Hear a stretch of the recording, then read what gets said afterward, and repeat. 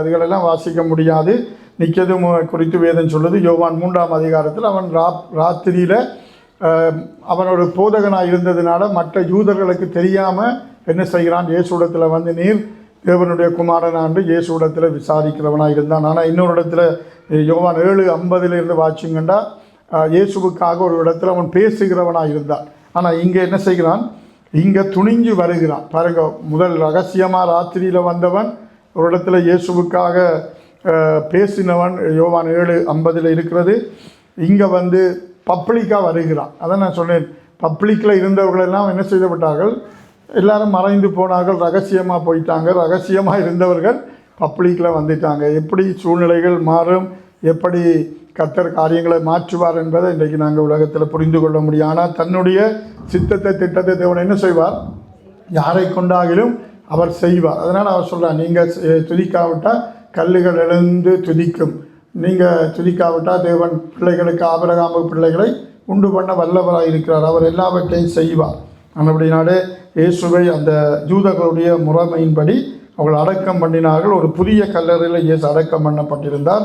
இது இன்னும் ஒன்று காரியம், அடக்கம் பண்ணப்படுவதற்கு இன்னொரு காரியம், அடுத்த நாள் ஓய்வு நாளாக இருந்தது. பாருங்கள், எல்லாவற்றையும் தேவன் திட்டவட்டமாக காரியங்களை அங்கே செய்திருந்ததை நாங்கள் பார்க்குறோம்.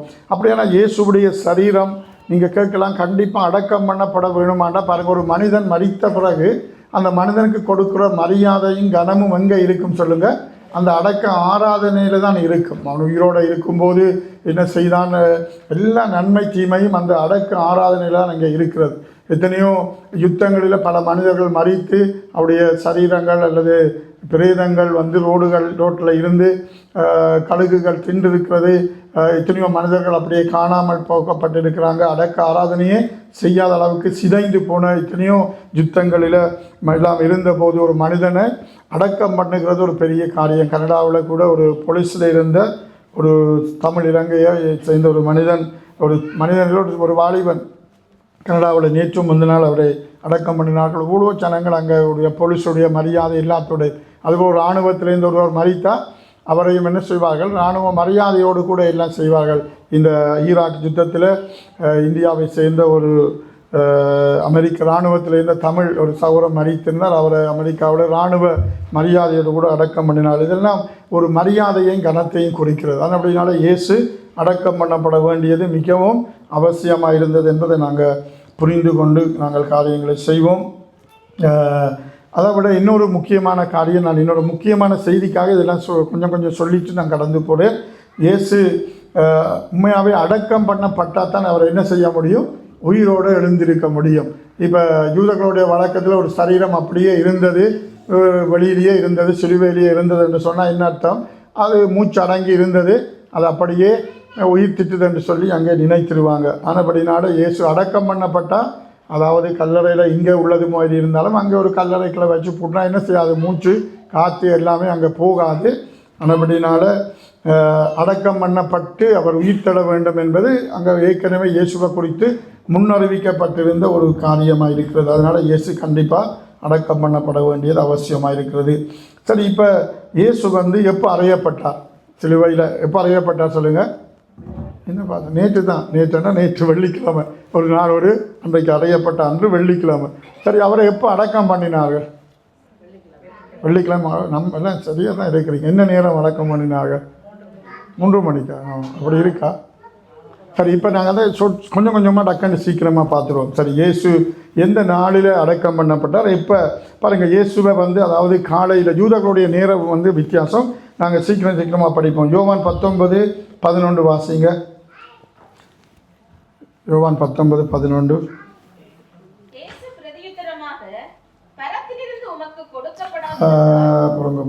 அம்மா வரேன் 14 வாசிங்க பார்ப்போம். 14 வாசிங்க. பாருங்க, அந்த நாள் பஸ்காவுக்கு ஆயத்த நாளும் ஏறக்குறைய 6 மணி நேரமுமாக இருந்தது. அப்பொழுது அவன் யூதர்களை நோக்கி, இதோ உங்கள் ராஜா என்றான். தொடர்ந்து வாசிங்க. அவர்கள் இங்கே பாருங்கள், இப்போ இந்த இயேசுவர் இரா முழுவதும் அவரை விசாரணைக்காக கொண்டு போகிறாங்க. எல்லா இடம் கொண்டு போய் இருந்தபோது அந்த நாள் பஸ்காவுக்கு ஆயத்த நாளும் ஏறக்குறைய 6 மணி நேரமுமாக இருந்தது. கவனிங்க, இப்போ இதுதான் இயேசுடைய சிலுவை மரணம் வந்து அங்கே ஆரம்பிக்கிறது. அப்போ அவர்கள் வேதம் சொல்ல அந்த நாள் பஸ்காவுக்கு ஆயத்த நாள். பஸ்கா எப்போ வரும்? சனிக்கிழமை, அதுதான் ஓய்வு நாள். ஆயத்த நாள் என்றால் என்னது? அதுக்கு முதல் நாளில் அவர்கள் தங்களை ஆயத்தப்படுத்துவாங்க. கொஞ்சம் பாருங்கள். ஓகே, அப்போ பாருங்கள் 6 மணி. அப்போ வேதம் சொல்லுது அந்த பஸ்காவுக்கு ஆயத்த நாள் மிகக்குறைய 6 மணி நேரம். அப்போ விடிய கால 6 மணி என்று சொன்னால் இந்த பாருங்கள் யூதர்களுடைய வழக்கத்தில், அதாவது அப்போ காலையில் 6 மணிக்கு தான் அவர்களுடைய நேரம் ஆரம்பமாகும். விடிய 6 மணி. புரியுது அவங்களுக்கு? யூதர்கள் கணக்கு எப்படி பார்ப்பாங்க? 6 மணி என்றதும் 6ஆம் மணி என்றதும் வித்தியாசம். 6 மணி என்றதும் 6ஆம் மணி என்றதும் ரெண்டும் வேறு வேறு. 6 மணி என்றால் விடிய காலையில் 6 மணி தான் யூதர்களுடைய இன்றைக்கல்ல அன்றைக்கு இருந்த கலாச்சாரத்தில் யூத வழக்கத்தில் 6 மணி தான் அதில் இருந்து அவர்கள் கணக்கு பார்ப்பாங்க. இப்போ முதலாம் மணி நேரம்னா இப்போ வரும் 1 மணி 7 மணிக்கு வரும். அப்போ 6 மணிக்கு காலையில் இயேசுவை அவர்கள் கொண்டு வந்து யூதர்கள்ட்ட பிலாத்து ஒப்பு கொடுக்கிறார். அப்போ அதுக்கு பிறகு பாருங்கள், அவர்கள் அவனை அகற்றும் சிலுவையில் அறையும் என்று சத்தமிட்டார்கள். அதற்கு பிலாத்து, உங்கள் ராஜாவை நான் சிலுவையில் அறையலாமா என்றான். பிரதான ஆசாரியர் பிரதியுத்தரமாக, ராஜனை அல்லாமல் எங்களுக்கு ராஜா இல்லை என்றார்கள். அப்பொழுது அவரை சிலுவையில் அறையும்படி அவர்களிடத்தில் ஒப்பு கொடுத்தான்.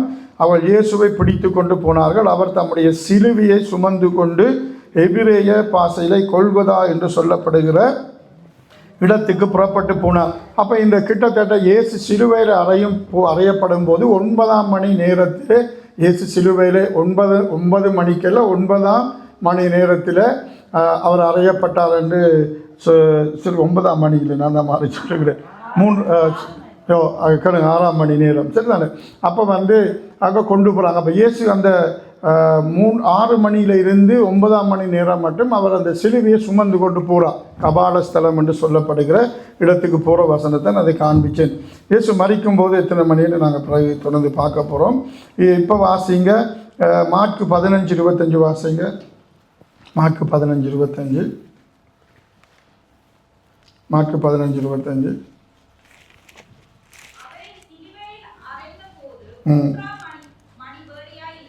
பாருங்க 15:25 வாசிங்களா என்ன?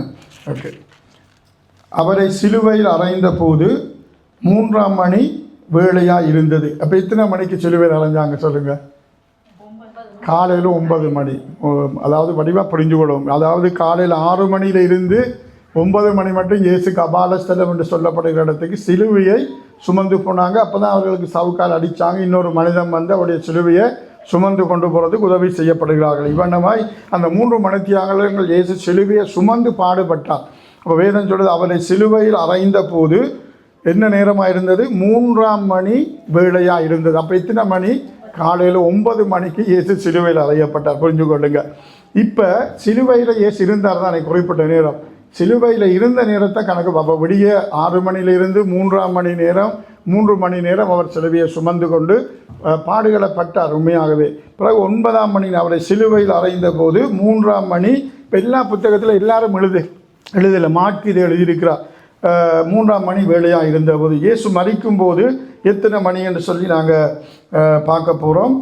தொடர்ந்து பார்க்க போகிறோம். இப்போ வாசிங்க. அதுக்கிடையில் இன்னும் நடந்தது என்று பார்ப்போம். இப்போ வந்து மார்க்கு 15:33 வாசிங்க. அதே அதிகாரத்தில் 33 வாசிங்க. 6ஆம் மணி நேரம் முதல் 9ஆம் மணி நேரம் வரைக்கும் பூமி எங்கும் அந்தகாரம் உண்டாயிற்று. 9ஆம் மணி நேரத்திலே ஏலோயி ஏலோயி லாமா சபக்தானி என்று மிகுந்த சத்தமாய் கூப்பிட்டார். பாருங்க. அப்போ தான் இயேசு மரிக்கிறார். 9ஆம் மணி நேரத்தில் தான் இயேசு மரிக்கிறார். இன்னொரு வசனம் நான் கண்டிப்பாக காட்டுவேன். இயேசு மரித்த போது என்ன டைம் அங்கே இருக்கிறது. அப்போ அதுக்கிடையில் அவரை காலையில் 9 மணியிலே சிலுவையில் அறையப்பட்டார்கள். இப்போ வேதம் சொல்லுகிறது அதாவது 9 மணி என்றால் 3ஆம் மணி நேரத்தில். இப்போ வந்து 6ஆம் மணி முதல்ல அதுக்கிடையில் 3 மணித்தியாலும் இயேசு அங்கே சிலுவையில் இருக்கிறார். திரும்பவும் இந்த 6ஆம் மணி என்றால் இத்தனை மணி சொல்லுங்கள்? மத்தியானம் 12 மணி. சரியா? மத்தியானம் 12 மணியில் இருந்து பின்னேரம் எத்தனை மணி? 3 மணி. அதாவது 15 என்றால் 3ஆம் மணி. அப்போ அந்த 12 மணிலேருந்து 3 மணி நேரமும் அது வெயில். ஏன்னு அந்த வசனம் இப்படி எழுதப்பட்டிருக்கின்றா மத்தியானம் 12 மணி அன்றைக்கு இருந்த கலாச்சாரத்தில் எப்படி இருக்கும்? சரியான வெயிலான நேரம். ஆனால் அந்த நேரம் பூமியில் என்ன இருந்ததாம், அந்தகாரம் உண்டாயிற்று என்று வேதம் சொல்லுது. இப்போ பாருங்கள், இயேசு இன்னொரு வசனம் வாசிங்க.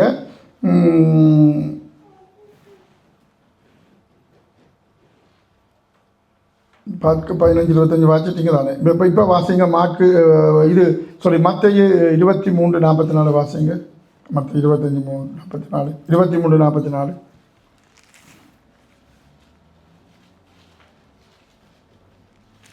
23:44 மத்தேயு இல்லையா 23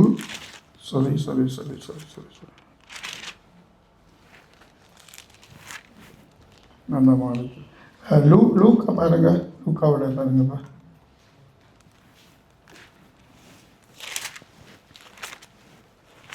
லூக்காவாக இருக்கலாம்.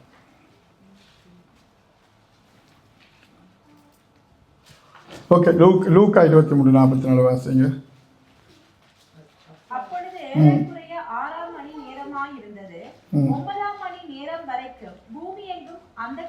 பாருங்க, அப்பொழுது ஏறக்குறைய 6 மணி நேரமாக இருந்தது. 9 மணி நேரம் வரைக்கும் பூமி எங்கும் அந்தகாரம் உண்டாயிற்று. அதாவது இந்த 9 மணி நேரத்தில் தான் இயேசு மரித்தார். அப்படியானா அவர் எத்தனை மணிக்கு மரித்தார் சொல்லுங்க? பின்னேரம் 3 மணிக்கு மரித்தார். அவரை காலையில் 9 மணியிலிருந்து எத்தனை மணி, பின்னேரம் 3 மணினா எத்தனை மணி, 6 மணித்தியாலம் இயேசு சிலுவையில் இருந்தார். 3 மணித்தியாலங்கள் சிலுவையை சுமந்தார், 6 மணித்தியாலங்கள் சிலுவையில் தொங்கினார். அதில் முன்பகுதி சொல்லப்படையில். ஆனால் அந்த மத்தியானம் 12 மணிலேருந்து அந்த 9 மணி நேரம் மட்டுக்கும் பூமியில் அந்தகாரம் உண்டாயிருந்தது. இந்த 9 மணி நேரம் தான் இயேசு 7 வார்த்தைகளை பேசுகிறார். தன்னுடைய எல்லாம் முடிந்தது என்று அறிந்தார். அந்த கடற்காலனை கொடுத்தாங்க. எல்லாமே ஒரு சின்ன குறிப்பிட்ட நேரத்தில் ஒரு வார்த்தை தான் பேசினார். தாகமாக இருக்கிறேன் என்றார். எல்லாம் முடிந்தது என்றால் கடல் காலான தூக்கி கொடுத்தார்கள். இயேசு காடியை வாங்கின பின்பு என்று எழுதப்பட்டது. அவர் மரிச்சிட்டார். ஆனால் இன்னொரு வசனத்தில் இயேசு அடக்கம் பண்ணப்பட்ட நேரம் எழுதப்பட்டிருக்கிறது. வாசிப்போம், அதான் முக்கியம். மார்க்கு அதே முதல் அதிகாரத்தில் வாசிங்க. 15:42 வாசிங்க. 15:42 மார்க்கு புத்தகம் 15:42. இதை முடிக்கிற முறை சீக்கிரமாக. மார்க்கு 15:42 வாசிங்க. முதல் வாய்ச்சி அதே அதிகாரம் பாருங்க. ஓய்வு நாளுக்கு முந்தின நாள் ஆயத்த நாளாக இருந்தபடியால் பாருங்க, சாயங்காலமான போது கனம் பொருந்திய ஆலோசனைக்காரனும் அரிமத்தியா ஊரானும் தேவனுடைய ராஜ்யம் வர காத்திருந்தவனுமாகிய யோசேப் என்பவன் வந்து அப்போ பாருங்கள், அப்போ இயேசு அந்த 3 மணி நேரம், அதாவது 9 மணி நேரத்தில் 6 மணிலேருந்து 9 மணி நேரம் மட்டும் பூமியில் அந்தகாரம் உண்டாயிருந்தது, இருள் இருந்தது. அந்த நேரம் இயேசு மரிக்கிறார். அதான் கடைசி அவர் பேசின வார்த்தைகள். அப்போ இங்கே இருக்குது ஓய்வு நாளுக்கு முந்தின நாள் என்றால், திரும்பவும் சொல்கிறேன், வெள்ளிக்கிழமை அன்றைக்கு அறையப்பட்டார். ஓய்வு நாளுக்கு முந்தின நாள் அது எப்படிப்பட்ட நாளாம்? ஆயத்த நாளாக இருந்தது. அப்போ சனிக்கிழமை ஓய்வு நாளுக்கு முன்பாக யூதர்கள் என்ன செய்வார்கள்? வெள்ளிக்கிழமை எல்லாம் ஆயத்தங்கள் செய்வாங்க. வீடெல்லாம் கழிவு அன்றைக்கு ஒன்றும் செய்ய மாட்டாங்க. நான் யூதனுடைய ஒரு வீட்டில் இத்தனை கனகாலமாக வேலை செய்திருக்கிறேன். அவருடைய கொண்டாட்டங்களெல்லாம் வரும்போது என்னை கூப்பிடுவார். இப்போ இல்லை, கனகாலம் முன்பாக அவர் வந்து கூப்பிடுவார். கந்தையா வெள்ளிக்கிழமை வாரியா வீட்டுக்கு அவரோட சேர்ந்து எல்லாம், அதாவது வேலைக்கார மாதிரி நிற்க மாட்டேன், ஒரு ஃப்ரெண்டாக தான் கூப்பிட்டு அவர் கணக்கெல்லாம் செய்வார். அவங்க அந்த கொண்டாட்ட நாட்களில் சனிக்கிழமை ஒன்றும் செய்ய மாட்டாங்க. எல்லாம் வீடெல்லாம் கழுவி குப்பாக்கி, நம்முடைய இலங்கை இந்தியாவிலையும் அப்படியான காரியங்கள் உண்டு. அப்போ ஓய்வு நாளுக்கு முந்தின நாள் ஆயத்த நாளாக இருந்தபடியால் பாருங்கள், சாயங்காலமான போது, அப்போ அதே அந்த நாளில் இரவு இயேசு என்ன செய்யப்பட்டால் அங்கே அவர்கள் போய் சரீரத்தை வாங்கி அடக்கம் பண்ணினார்கள். அப்போ சரி, இப்போ சனிக்கிழமை இயேசு என்ன செய்யப்பட்டால் அவருடைய சரீரம் அடக்கம் பண்ணப்பட்டிருந்தது என்பதை நாங்கள் இதில் புரிஞ்சு கொள்கிறோம். இந்த இயேசு காடியை குடித்தாரா குடிக்கலான்றது உங்களுக்கு அது குழப்பம் இருக்கா? அதில் நேரம் போயிடும் போயிடா இல்லையா? அது 2-3 வசனம். அது ஒரு ஆள் கேட்டாங்க. இயேசு வந்து பாருங்கள், 2 இடத்துல ஒரு காடியை கொடுக்குறாங்க. அதான் மிக முக்கியம். அதனால் இந்த நான் சொல்வேன், ஒரு செய்தியை பூரணமாக புரிகிறேன்னா இந்த 4 சுவிசேஷத்தையும் அங்கே இங்கே வாசித்து சேர்த்து ஒரு புத்தகத்தில் இருக்கிற செய்தியை மாத்திரம் வச்சு நாங்கள் முடிவுக்கு வரக்கூடாது. ஆனால் அப்படினால இயேசு வந்து 2 இடத்துல அவருக்கு காடி கொடுக்கப்பட்டது. அதுதான் மிக முக்கியம். பாருங்கள், அந்த 6 மணியிலிருந்து 6 மணியிலிருந்து காலையில் இருந்து அவர் 9 மணி வரை சிலுவையை சுமந்தோண்டு போகிறார். அந்த நேரம் ஒரு காடியை கொடுக்குறாங்க குடிக்க. அந்த காடியை அவர் குடிக்க மனதில்லாது இருந்தார். ஆனால் சிலுவையில் இருக்கும்போது இயேசு தாகமாக இருக்கிறேன்னு சொல்ல போது காடியை குடித்த போது அவர் குடித்தார் என்று எழுதவில்லை, ஆனால் அவர் காடியை வாங்கின போது அப்படி என்று இருக்கிறது. அது 2 வசனம் காட்டியதை சீக்கிரமாக போயிடுவோம். இப்போ நீங்கள் என்ன செய்வோன்னா, அவர் குடிக்கையில் என்றதுக்குரிய வசனம் மாற்கு, அதே மாற்கு 15ஆம் அதிகாரம் 22, 23 வாசிங்க. அதில் எல்லாம் மாற்கு புத்தகத்தில் நிறைய இருக்கிறது. 22, 23 வாசிங்க. கபாலஸ்தலம் என்று 21 கூட வாசிங்க. சிரேன ஊரானும் பாருங்க, அலெக்சாந்தருக்கும் ரூப்புக்கும் தகப்பனுமாகிய ஒருவன் நாட்டிலிருந்து அவளியே வருகையில் அவருடைய சிலுவையை சுமக்கும்படி, இப்போ பாருங்க, சிலுவையை சுமக்கும்படி பலவந்தம் பண்ணினார்கள்.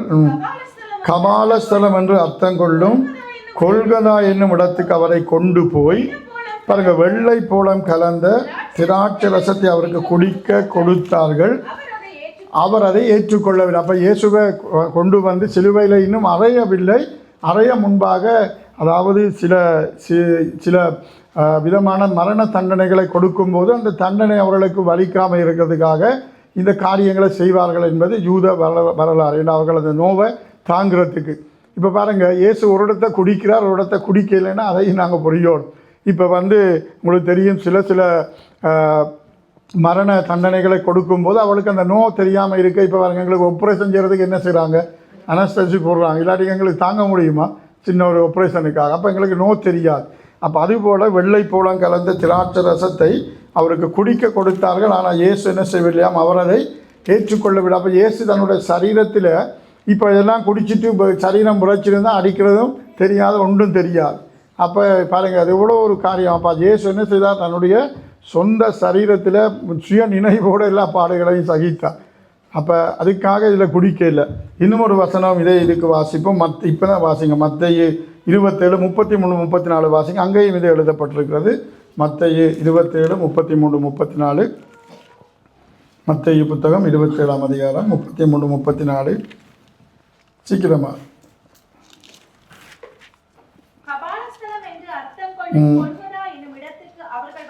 வந்தபோது கசப்பு கலந்த காடியை அவருக்கு குடிக்க கொடுத்தார்கள். பாருங்க, அப்போ வேண்டி ஒருவேளை பார்த்துருப்பார், அவர் குடிக்க மனதில்லாமல் இருந்தாருன்னு இங்கே எழுதப்படுது. கசப்பு கலந்த காடியை அதை குடிக்கல, அதாவது குடிக்கல. அங்கே திராட்சை ரசம் வெள்ளை போலம் இருக்குது, அது இது கசப்பென்று எழுதப்பட்டிருக்கிறது. அவர்கள் தங்களுடைய அறிவுக்கு ஏற்ற விதமாக எழுதியிருப்பாங்க. இப்போ இதில் ஒரு காடி என்று வந்ததுனால இந்த காடி எங்கே கொடுக்கப்பட்டது, சிலுவையில் இருக்கும்போது கொடுக்கப்பட்டது. பாருங்க, கபாலஸ்தலம் என்று அர்த்தம் கொள்ளும் கொல்கதா என்னும் இடத்துக்கு அவர்கள் வந்தபோது, அப்போ எங்கே இருந்தால் சிலுவையில் அலைஞ்சிட்டாங்களா? இல்லை. அங்கே மாற்கு சொன்னது போல் அந்த இடத்துல வந்துட்டாங்க. சிலுவையில் இன்னொரு இடத்துல இருந்து அவர் அங்கே வருகிறார். கபாலஸ்தலம் என்று சொல்லப்படுகிற இடத்துக்கு இயேசு சிலுவையை சுமந்து வந்தார். எங்கே இப்போ பாருங்கள், நாங்கள் ஒரு அடக்காரான முடித்து சரீரத்தை எங்கே கொண்டு போவோம், கல்லறை தோட்டத்துக்கு கொண்டு போகிறதுக்கு நடந்து போக வேண்டியிருக்கும், வாகனத்தில் போக வேண்டியிருக்கும். அதுபோல் இயேசு சிலுவையை சுமந்து கொண்டு போகிறார். அங்கே வந்தோடனே என்ன செய்தாங்க, அறைய முதல் கொடுத்தாரு. அப்போ இயேசு அதை என்ன செய்யவில்லையாம், குடிக்க மனதில்லாது இருந்தார். இதுக்கும் அந்த காரணங்கள் உண்டு, மாட்குள்ளே பார்த்தது. இப்போ பின்பு குடித்தாராண்டா, பின்பு குடித்தார். அது அங்கே இங்கே கொடுத்தது வேறு யாருக்கலாம், அங்கே கொடுத்ததும் கசப்பு காடியாக இருக்கலாம். அங்கே இயேசு குடித்தாருன்னா எல்லாம் முடிஞ்ச பிறகு குடித்தார், எல்லாம் செய்து முடிச்சிட்டார். இப்போ முதல் குடிச்சிருந்தா நோ வலி தாங்காமல் இருக்க இயேசு குடித்தாருன்னு எழுதிடுவாங்க. அதனால் இப்போ பின்பு குடித்தாருன்ற வசனம் 2 வாசிச்சுட்டு மிக முக்கியமான காரியத்துக்காக நாங்கள் பின்னால் கடந்து போவோம். மத்தேயு 27, 48 வாசிங்க. 27 48 வாசிங்க. இதே அதிகாரம்தான். உடனே அவர்களில் ஒருவன் ஓடி கடல் காளானை எடுத்து காடியில் தோய்த்து அதை ஒரு கோலில் மாட்டி அவருக்கு குடிக்க கொடுத்தான். இயேசு குடிக்க கொடுத்தான் என்று எழுதியிருக்கிறது. அப்போ குடிச்சிருப்பார், குடிக்கையில் என்று எழுதப்படவில்லை. சரிதானே? இப்போ இன்னொரு வசனம் வாசிப்போம். மாற்கு 15:36 வாசிங்க. அந்த மாற்கு 15 எல்லாமே எழுதப்பட்டிருக்கிறது. மாற்கு 15:36 அதை வாசிச்சிடுவோம். அப்போ இந்த செய்தியை குறித்து நீங்கள் குழம்பாமல் இருக்கிறதுக்காக நான் இந்த காரியங்களை உங்களுக்கு சொல்லி கொண்டிருக்கிறேன். 36 வாசிங்க.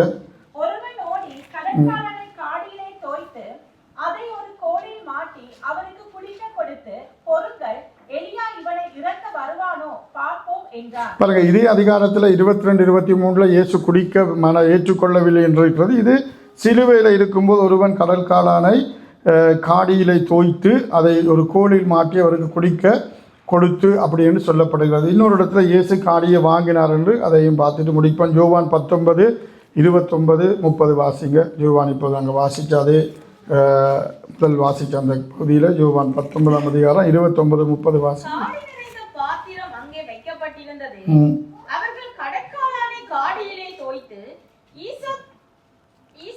ஈசோப்பு தண்டில் மாட்டி அவர் வாயினிடத்தில் நீட்டி கொடுத்தார்கள். பாருங்க, இயேசு காடியை வாங்கின பின்பு, அப்போ நீங்கள் என்ன செய்யக்கூடாது, அதுக்கு பிறகு முடிந்தது என்று சொல்லி தலையை சாய்த்து ஒப்பு கொடுத்தார். அப்போ மறிக்கும் போது அந்த காடியை இயேசு வாங்கினார். ஏன் நான் சொன்னேன் நேற்று, அவர் தாகமாக இருந்தார் என்றால் சரீர பிரகாரமாக தாகமாக எல்லாம் செஞ்சு முடித்த பிறகு நாங்கள் உபவாச கூட்டத்தில் என்ன செய்வோம், எல்லாம் முடிஞ்ச பிறகு நாங்கள் ஓடி போய் தண்ணி குடிப்போம், சாப்பிடுவோம், எல்லாம் முடிஞ்சது. எல்லாம் இயேசு செய்து முடித்ததுக்கு பிறகு அவர் காடியை வாங்கினார். அவர் சரீர மனிதனாக இருந்தார், மறிக்க போகிறாரு. ஆனாலும் வந்த நேரம் அந்த காளான் என்று சொல்லுகிறது ஒரு பொஞ்ச் மாதிரி கடலுக்குள்ளே வருகிற ஒன்று, அது தண்ணீரை உறிஞ்சக்கூடியது. அதனால் கிளாஸில் தண்ணி எடுத்து இயேசுட்ட கொடுக்கலாம், அப்படி கப்பில் அல்லது அப்படிலாம் கொடுக்குறதுக்கு முடியாது. ஒன்றை அவர்கள் துவைச்சி அதில் அப்படி குத்தினா அந்த பொஞ்ச் தெரிந்தால் இப்போ அந்த பூக்கண்டெல்லாம் அமைப்பாங்க, அதை போன்ற ஒன்று தான் தண்ணியாக உறிஞ்சி இருக்கும். அதில் துவைச்சி கொடுக்கும்போது அது என்ன செய்யும், அதை அவர் குடித்தார் என்று கனவுடியாக காடியை குடித்தாரா குடிக்கலான்னு நீங்கள் குழம்பக்கூடாது. இயேசு அடக்கம் பண்ணப்பட்டது வெள்ளிக்கிழமை. இந்த நேரங்களை கவனிச்சுக்கொள்ளுங்க. 6ஆம் மணி என்பது காலை, 6 மணி என்பது காலையில், அப்போ 15 மணி, அதாவது 3ஆம் மணி 9ஆம் மணி நேரத்தில் இயேசு மறிக்கிறார். இதெல்லாம் இருக்கிறது. இயேசுவை சனிக்கிழமை அடக்கம் பண்ணவில்லை, அவரை வெள்ளிக்கிழமை அடக்கம் பண்ணினார்கள். சரி, இப்போ இதெல்லாம் முடிஞ்சிட்டு இப்போ இயேசு அடக்கம் பண்ணப்பட வேண்டியது அவசியமானு நாங்கள் பார்த்தோம். நான் சொன்னேன் அது அவசியம். ஒரு மனிதன் மரித்தால் அந்த மனிதனுக்கு கனம் கொடுக்குற ஒரு மரியாதை கொடுக்கிறதாக இருக்கிறது. முதலாவது, ஒரு சரீரத்தை அப்படியே விட முடியாது. ரெண்டாவது, அது ஓய்வு நாளுக்கு ஆயத்த நாளாக இருந்தபடினால் சிலுவையில் அங்கே எழுதப்பட்டிருக்கிறது, வாசிக்க நேரமில்லை, சிலுவையிலே பிரேதங்கள் அப்படி தான் எழுதப்பட்டிருக்கிறது. அவர்களை அப்படி விட முடியாது. யூதர்களுடைய இதில் ஓய்வு நாளை பரிசுத்தமாக ஆசரிப்பாங்க. அதுக்காக சரீரத்தை ஒப்பு கொடுக்கிறார்கள். ஆனால் அப்படின்னா இல்லாட்டி அவர்கள் இயேசுவை கொண்டு வேறு எங்கேயாவது இதை காரியம் செய்திருப்பாங்க. ஆனாலும் அவருடைய சரீரம் அடக்கம் பண்ணப்பட்டது. ஆனால் இன்னொரு சத்தியம், நான் உண்மையிலே இது நான் நினைக்கிற ஒரு 10 வருஷத்துக்கு முன்னாடி சபையில் இது பெரிய பிரசங்கிச்சிருக்கிற ஒரு நாள் இதை குறித்து ஆராய்ந்து பார்த்து நான் வேறு எங்கேயும் ஒரு செய்தி அது கேட்கல. இயேசுவின் சரீரம் அடக்கம் பண்ணப்பட்டது, கனப்படுத்தப்பட்டது உண்மை. ஆனால் இன்றைக்கு சபை எதற்கு அடையாளமாக இருக்குது சொல்லுங்கள்? இயேசுவின் சரீரத்துக்கு அடையாளமாக இருக்கிற, ஏன்னா வேதம் சொல்லுது கிறிஸ்து சபைக்கு தலையாக இருக்கிறார். அவருடைய சபை எதை குறிக்கிறது? அவருடைய சரீரத்தை குறிக்கிறது. அதுக்காக அந்த சரீரம் எப்படி இருக்கணும், அது பாதுகாக்கப்பட வேண்டியது அவசியம். வாசிப்போம். எபேசியர் புத்தகம் 4ஆம் அதிகாரம் 12வது வசனம். எபேசியர் 4:12 வாசிப்போம். எபேசியர் 4:12 ஒரு கணக்க வசனம் இருக்குது. நான் ஒரே ஒரு வசனம், இயேசுவின் சரீரம் சபை அடையாளம் என்பதை நான் காட்டுறதுக்காக. பரிசுத்தவான்கள் சீர்பொருந்தும் பொருட்டு சுவிசேஷ ஊழியத்தின் வேலைக்காகவும் கிறிஸ்துவின் சரீரமாகிய சபையானது பக்தி விருத்தி அடைவதற்கு. அவ்வளவு அப்போ பாருங்கள், இது என்ன இருக்குது? கிறிஸ்துவின் சரீரமாகிய சபை, அவ்வளவுதான். இது வேறு இடங்கள்லையும் இதை குறித்து இருக்குது. ஒரு வசனம் மாத்திரம் நான் எல்லாம் வச்ச ஒரு சத்தியத்தில் நேரம் போயிடும். அப்போ இந்த சபை எதற்கு அடையாளமாக இருக்கிறது? இன்றைக்கு கிறிஸ்துவின் சரீரத்துக்கு அடையாளமாக இருக்கிறது. அப்போ ஒரு சரீரம் என்பது, சபை என்பது கிறிஸ்துவின் சரீரம். அவர் தன்னோட சொந்த இரத்தத்தை சிந்தி சபையை சம்பாதித்தார். சபைக்கு கிறிஸ்து தலையாக இருக்கிற நாங்கள் எல்லாம் அங்கமாக இருக்கிறோம். இந்த நாங்கள் அங்கங்களெல்லாம் சேர்ந்து எதை குறிக்கிறது? கிறிஸ்துவின் சரீரத்தை அது அடையாளப்படுத்துகிறது. அப்போ சரீரம் என்றது அவது இயேசு மரித்தது உண்மைதான். ஆனால் அந்த சரீரம் பாதுகாக்கப்பட வேண்டியது அவசியம். இன்றைக்கு ஒரு சரீரத்தை கொண்டு அடக்கம் பண்ணுகிறோம் சொல்லுங்கள். இயேசு வரும்போது வேதம் சொல்கிறது, உயிரோடு இருக்கிற நாம் என்ன செய்வோம்? நாங்கள் மறுரூபமாக்கப்படுவோம். கிறிஸ்துவுக்குள் மரித்தவர்கள் முதலாவது எழுந்திருப்பார்கள். அப்போ சரீர உயிர்த்தெழுதல் நடக்கும். அப்போ அடக்கம் பண்ணப்பட்டால் தான் உயிர்த்தெழு. என்னதான் செய்தாலும் ஆண்டவர் எல்லாரையும் எழுப்புவார். இப்போ அடக்கம் பண்ணுறவங்களுடைய சரீரம் எல்லாம் உக்கி போயிடும். எலும்பு இருக்கும். எலும்பு முக்கினாலும் இயேசு மண்ணிலிருந்து மனிதனை உருவாக்குனது கூட அவர் உருவாக்க முடியும். ஆனால் அடக்கம் பண்ணுறது என்னத்துக்கு? உயிர்த்தெழுதலுக்கு அடையாளமாகத்தான் அடக்கம் பண்ணுறது. இப்போ பாருங்க, கிறிஸ்தவத்தில் சரீரத்தை கொண்டு எரிக்கிறது இல்லை. ஏனென்றால் அது மண்ணிலிருந்து வந்தது, மண்ணுக்கு அடக்கம் பண்ணுகிறார்கள். அதனால அடக்கம் பண்ணப்பட வேதம் அப்படித்தான் சொல்லி, கிறிஸ்து நம்முடைய பாவங்களுக்காக மரித்து அடக்கம் பண்ணப்பட்டு 3ஆம் நாளிலே உயிரோடு எழும்ப வேண்டும் என்பது இயேசுவினுடைய மரணத்தை குறித்து ஏற்கனவே சொல்லப்பட்டது. அதனால இப்போ அடக்கம் பண்ணுறது என்றால் என்ன? அதுக்கு ஒரு மரியாதை. அப்போ இப்போ பாருங்கள், நான் என்னுடைய யோசனையில் என்னுடைய தமிழில் புரிஞ்சு கொண்டது, ஒரு சரீரத்தை வெளியில் போட்டு விட்டால் என்ன செய்யும் சொல்லுங்கள்? என்ன செய்யும்? நாரும். ஒரு நாயோ பூனையோ எலியோ புறாவோ ரோட்டில் செத்து கிடந்தால் அது மணக்கும், நாரும். அப்போ ஒரு சரீரம் வெயிலில் கிடந்தால் என்ன செய்யும்? அது மணக்கும், நாரும். அப்படினால இந்த சரீரம் பாதுகாக்கப்பட வேண்டும் என்றால் சபையும் எப்படி இருக்கணும்?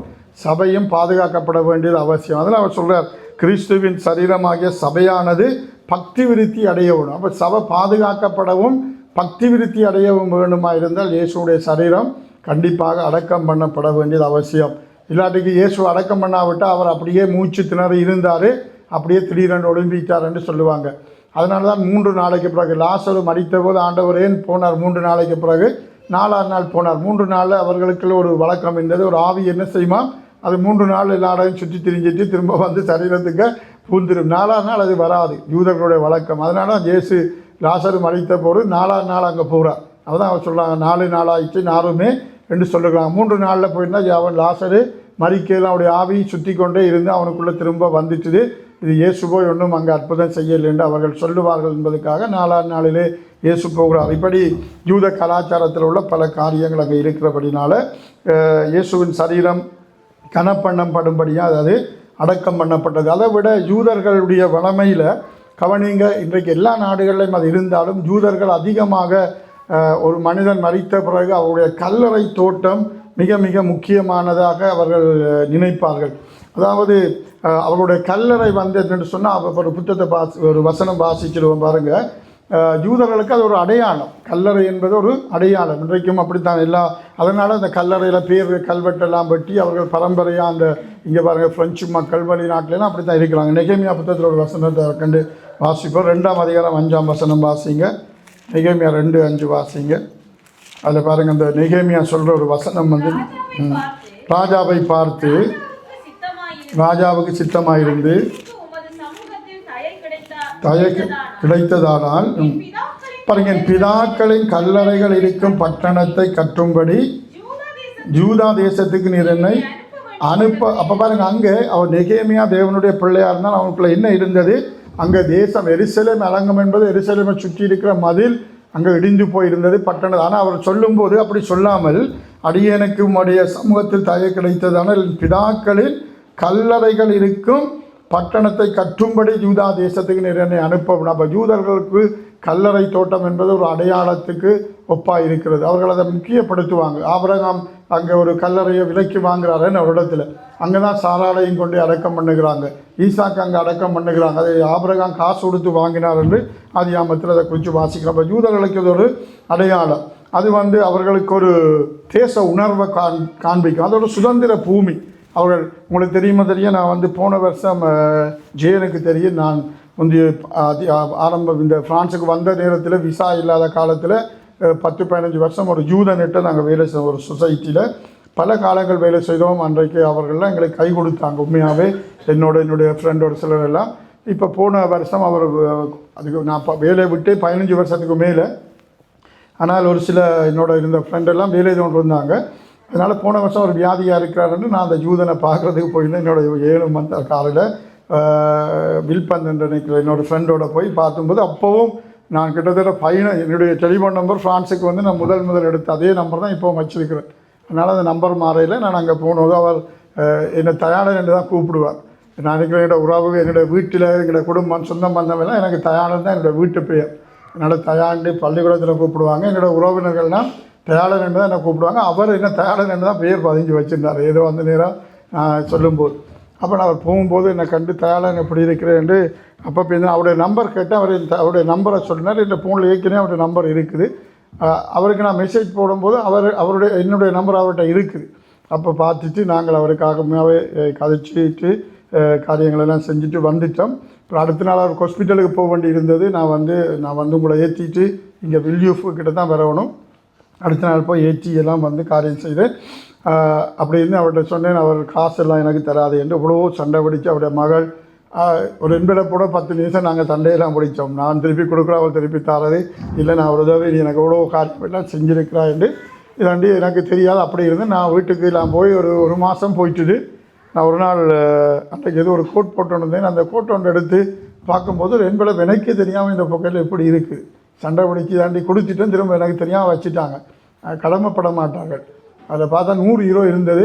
நான் வந்து ஒரு மாதத்துக்கு பிறகு அவர் ஹாஸ்பிட்டலில் இருந்தார். அப்போ அவருடைய காசை நான் பார்த்துட்டு நான் வச்சுட்டு பிறகு ஏதோ ஒரு காரியம் தேடும்போது அவருக்கு நான் திரும்ப டெலிஃபோன் பண்ணி எல்லாம் காரியம் செய்து அதை கொடுப்போம் என்று இருந்தால் அவர்கள் திரும்ப அதை வாங்க மாட்டாங்க, கடமையாக இருக்கும் என்று அவர் அந்த மரண நேரத்திலும் அவருக்கு அப்படி இருந்துச்சு. கடைசியில் நான் ஒரு நாள் எனக்கு திரும்ப அவருக்கு கொடுக்க என்னுடைய ஃப்ரெண்டுக்கு அடிச்சு சொன்னால் அவன் சொன்னால் அவர் உனக்கு தந்த திருப்பி நீ அவரை போய் சந்தித்து பார்த்து கொடுத்து எல்லாம் செய்யக்கூடிய ஏன்னு சொல்லணுன்னா எனக்கு அது மனதில் ஒரு தாக்கமாக இருந்தது. அப்போ நான் ஒரு நாள் என்ன செய்தேன், அவர் திரும்ப நான் அதுக்கப்புறம் போக நேரம் இருக்கல, ஹாஸ்பிட்டல்லே கனகாலம் இருந்தார் 1.5 மாதம். ஒரு சனிக்கிழமை நான் வந்து சரி ஏதோ இனி அவருக்கு அதை கொடுக்க அவசியம் இல்லை அப்படின்ட்டு அன்றைக்கு அந்த பணத்தை எடுத்து நான் பாவிச்சுட்டு சரி அவர் தந்ததுக்காக அப்படியே இருக்கட்டும் மட்டும் வச்சுருந்தேன். என்ன செய்கிறேன்னு தெரியலை, சந்திச்சா கொடுப்ப மட்டும் வாய்ப்பு இல்லை. அன்றைக்கு பின்ன என்னோடய ஃப்ரெண்ட் வந்து ஃபோன் பண்ணி சொல்லலாம் இன்றைக்கு மாலையில் அவர் இறந்து போயிட்டாருன்னு. ரொம்ப எனக்கு கவலை. அந்த காலையில் தான் அது அவ்வளோ காணாத வச்சுருந்தேன், அதை எடுத்துட்டேன். அதுக்கு பிறகு நான் என்ன சொல்ல வந்தேன், அவருக்கு பெரிய வீடு பிள்ளைகள் எல்லாருமே இங்கே இருக்கிறாங்க. ஆனால் அவர் என்ன செய்தாங்க, 2-3 நாளில் இஸ்ரேலுக்கு கொண்டு போயிட்டாங்க. எத்தனையோ லட்சம், ஏன்னா அவர் இங்கே இருக்கார், ஒரு பொடியை கொண்டு வரணும்னா நிறைய காசு எடுப்பாங்க. ஆனால் அவர்கள் எல்லாரும் என்ன செய்தால் அவருடைய பிள்ளைகள் எல்லாமே இங்கே தான் இருக்கிறாங்க. ஆனால் அவருடைய மூதாதையர் வந்து அங்கே இருந்ததுனால அவர்களுக்கு அங்கே என்ன இருக்காங்க, கல்லறை தோட்டம் இருக்குது. அவர் ஃப்ரான்ஸ்லேயே நினைக்கிறேன் பிறந்திருக்க, அப்படி தான் நினைக்குது. ஆனால் அவரை அங்கே கொண்டு போய் அடக்கம் பண்ணினோம். அதனால் நாங்கள் ஃபியூனலுக்கும் போகையில் ஒன்றுக்கும் போக முடியாது, அதோட அந்த உறவு முடிஞ்சிட்டு. அப்போ தான் நான் யோசித்தேன், இவ்வளவு பிள்ளைகள் சொத்து பற்றி பெரிய வீடு வங்கலாம் அவருக்கு நிறைய இருக்கிறது இங்கே.